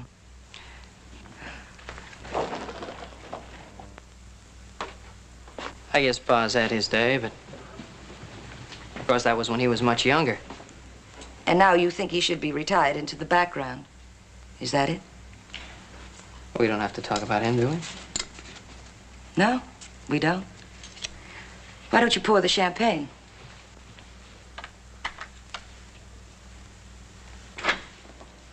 Yes, ma'am.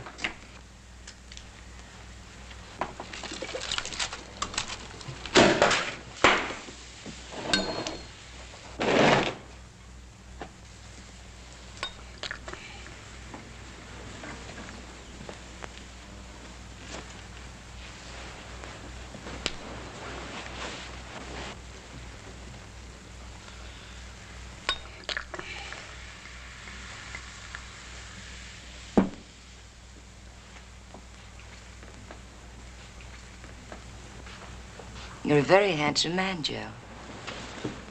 Oh, I don't know. Do you have many girls? Yeah, quite a few. Are they wild about you? Yeah, some of them are. They're fools, letting you out of their sight. Yeah. Here, let me fill your glass. Well, there's plenty of time. We've got the whole evening ahead of us. Hey, how would you like me to get you something to eat? At a time like this. You're wonderful, Joe. You make a woman feel at ease, yet wanted. I'm glad you came. Hey, boy, you know, it's getting hot in here now. It's perfect. Miss Macon. Ada. Yeah, Ada, look, I don't want you to get the wrong idea about why I came here. I haven't got the wrong idea. I know exactly why you're here. And I won't disappoint you. You get everything you deserve. Hey, what was that for? Teach you a lesson you obviously needed.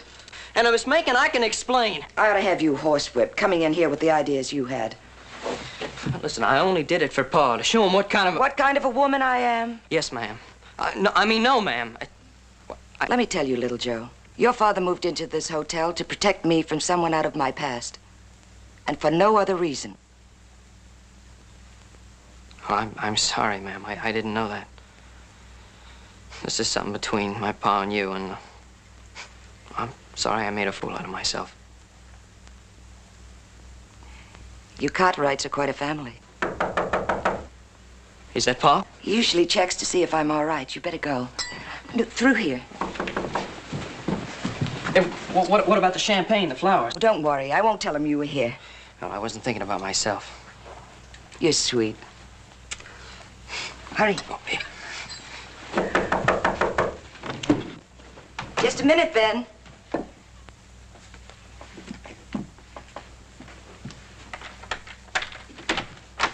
All right, where is he? Well, where'd the Cartwright kid go? I know he's here. You're drunk.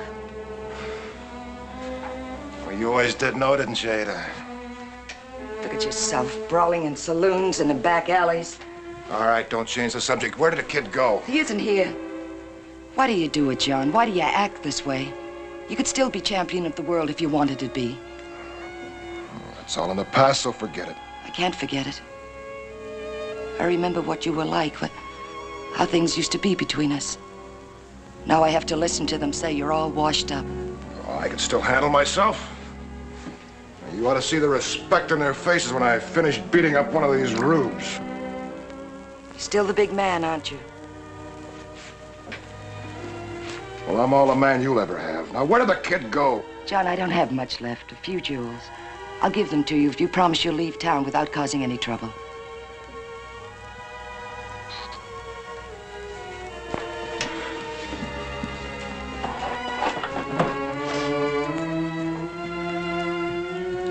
Take them.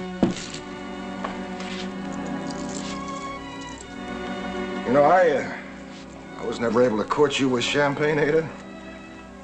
But then I didn't have 3 sons to do my lovemaking for me either.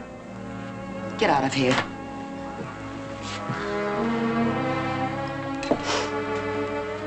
Must make you feel like a queen, Ada.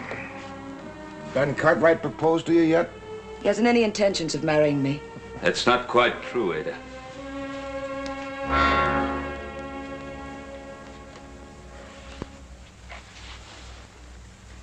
Make a move, Regan, so I can kill you. Well, I'm not armed, Cartwright. Don't interfere, Ben. I'm asking you to be my wife, Ada. That gives me every right to interfere. Now, Regan, you be on that morning stage to Salt Lake. Or get yourself a gun. Now, get out. I will settle this, Cartwright. My way. Well, you won't shoot an unarmed man? I'll give you the same chance you gave that miner. It was a fair fight. Ask his partner. Ask anybody in the bar. Get out. Move. I hope you know what you're doing, Cartwright.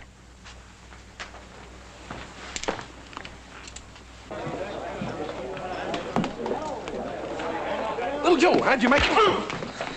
Now, don't say anything else about Ada Menken. Little Joe, I ain't even opened my mouth. Yeah, well, just don't. Go on, finish your beer. I'll see you outside.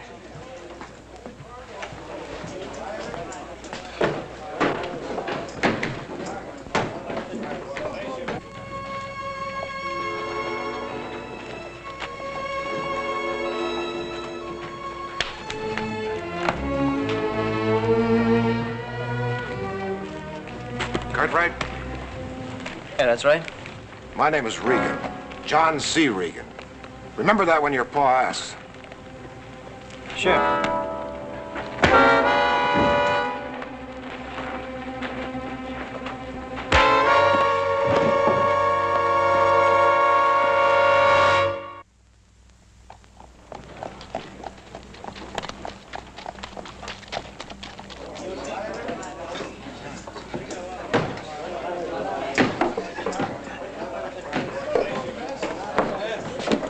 Howdy. You're one of those Cartwrights, aren't you? Yes, sir. Most people just call me Hoss. I don't think I've had the pleasure. I drink for the house on John C. Regan. Yes, sir. Over here. Cerveza.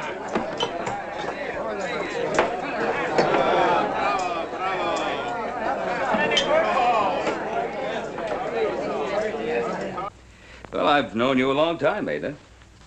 You know, I've thought of you often. Read about you. Wondered what had happened to you. And seeing you here.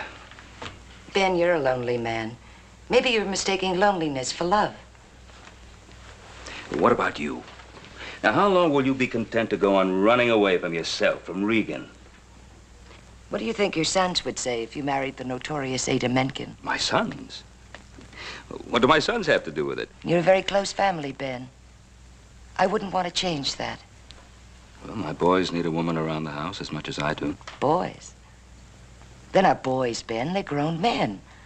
Maybe little Joe or Hoss would accept me, but Adam... Well, Adam is hard-headed, but he's my son. Yes, I know. What do you mean? He came to visit me backstage. He's very much your son. Adam.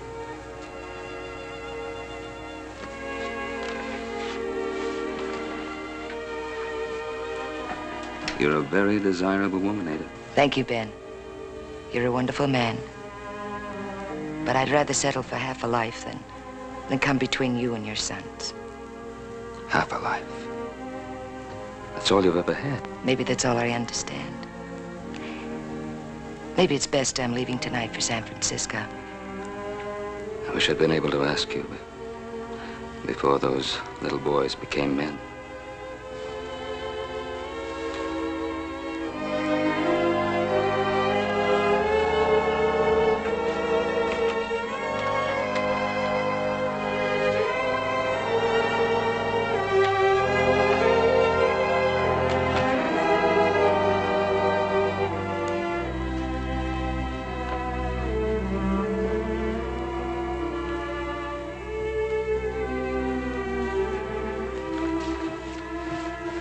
I'll be checking out shortly. Would you prepare my bill, please? Yes, sir, Mr. Cartwright. Paul, somebody might in here beat little Joe to death. Lay him down to the settee.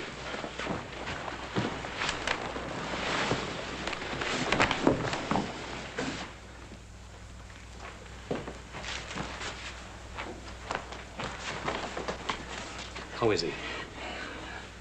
That gash over his optic nerve. Your brother may be blinded, Adam. Anybody know who did it? Little Joe couldn't say. He's coming too. Easy, son. Now, don't try to move. Can you see me? Pa? Don't try to talk. Everything's gonna be all right. If you can see me, blink your eyes. Pa? Easy, son. If you can see me, blink your eyes 2 times.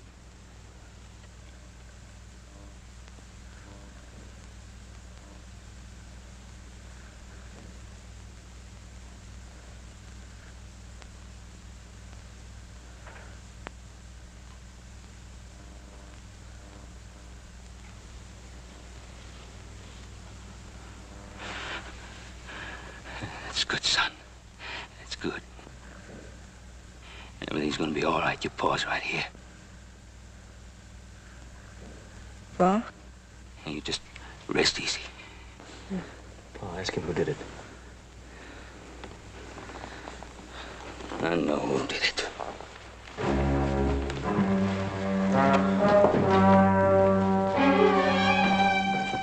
The greatest heavyweight that ever toed the mark. That's my friend John C. Regan. Fought all comers, and he licked them all. Never knocked out in 37 fights. He still would be champion if he hadn't been robbed. Dirty, thieving, crooked referee.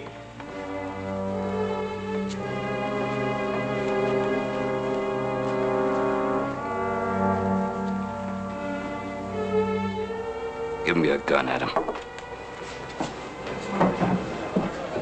Do as I say.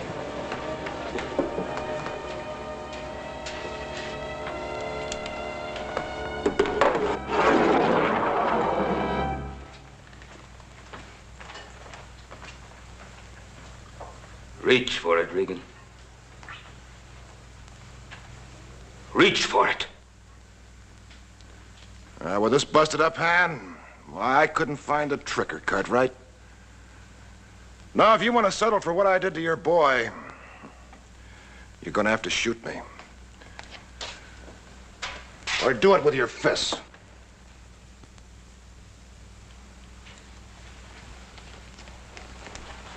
Paul, let me do it.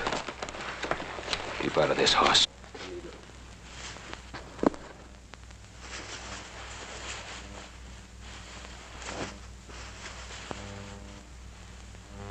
Paul, you gotta let me do it. Little Joe and me, Paul, you just gotta let me do it. You just stand aside, horse. Let go of it! I know gouging a fighting man and no kicking at a fellow when he's down.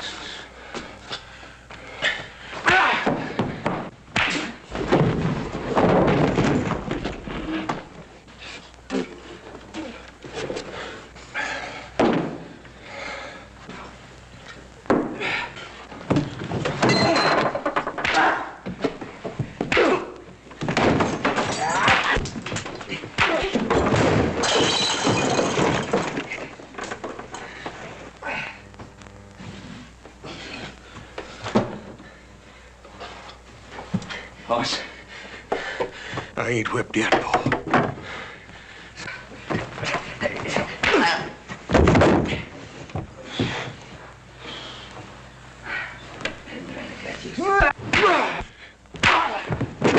Don't try to fight him, wrestle him.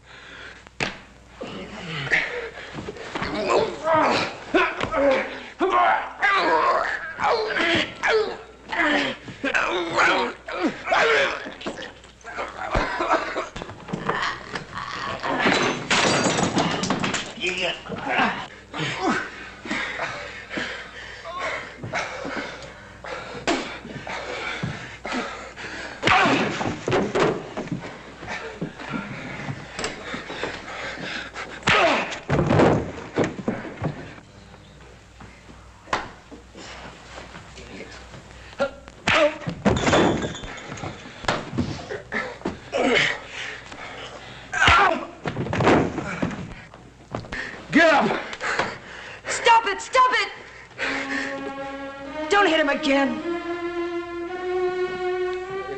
I'm sorry, Ada. Help me, Ada. Help me. It's all right, John. It's all right, John.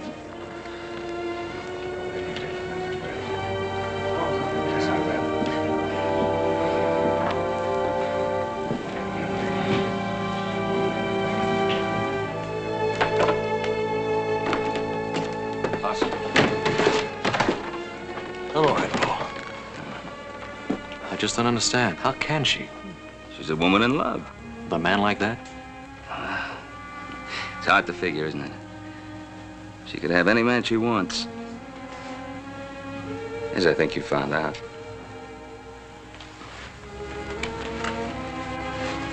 Beats me. A woman as beautiful as that in love without. And many kinds of love, Hoss. As many kinds as there are women. Now, let's go see Little Joe.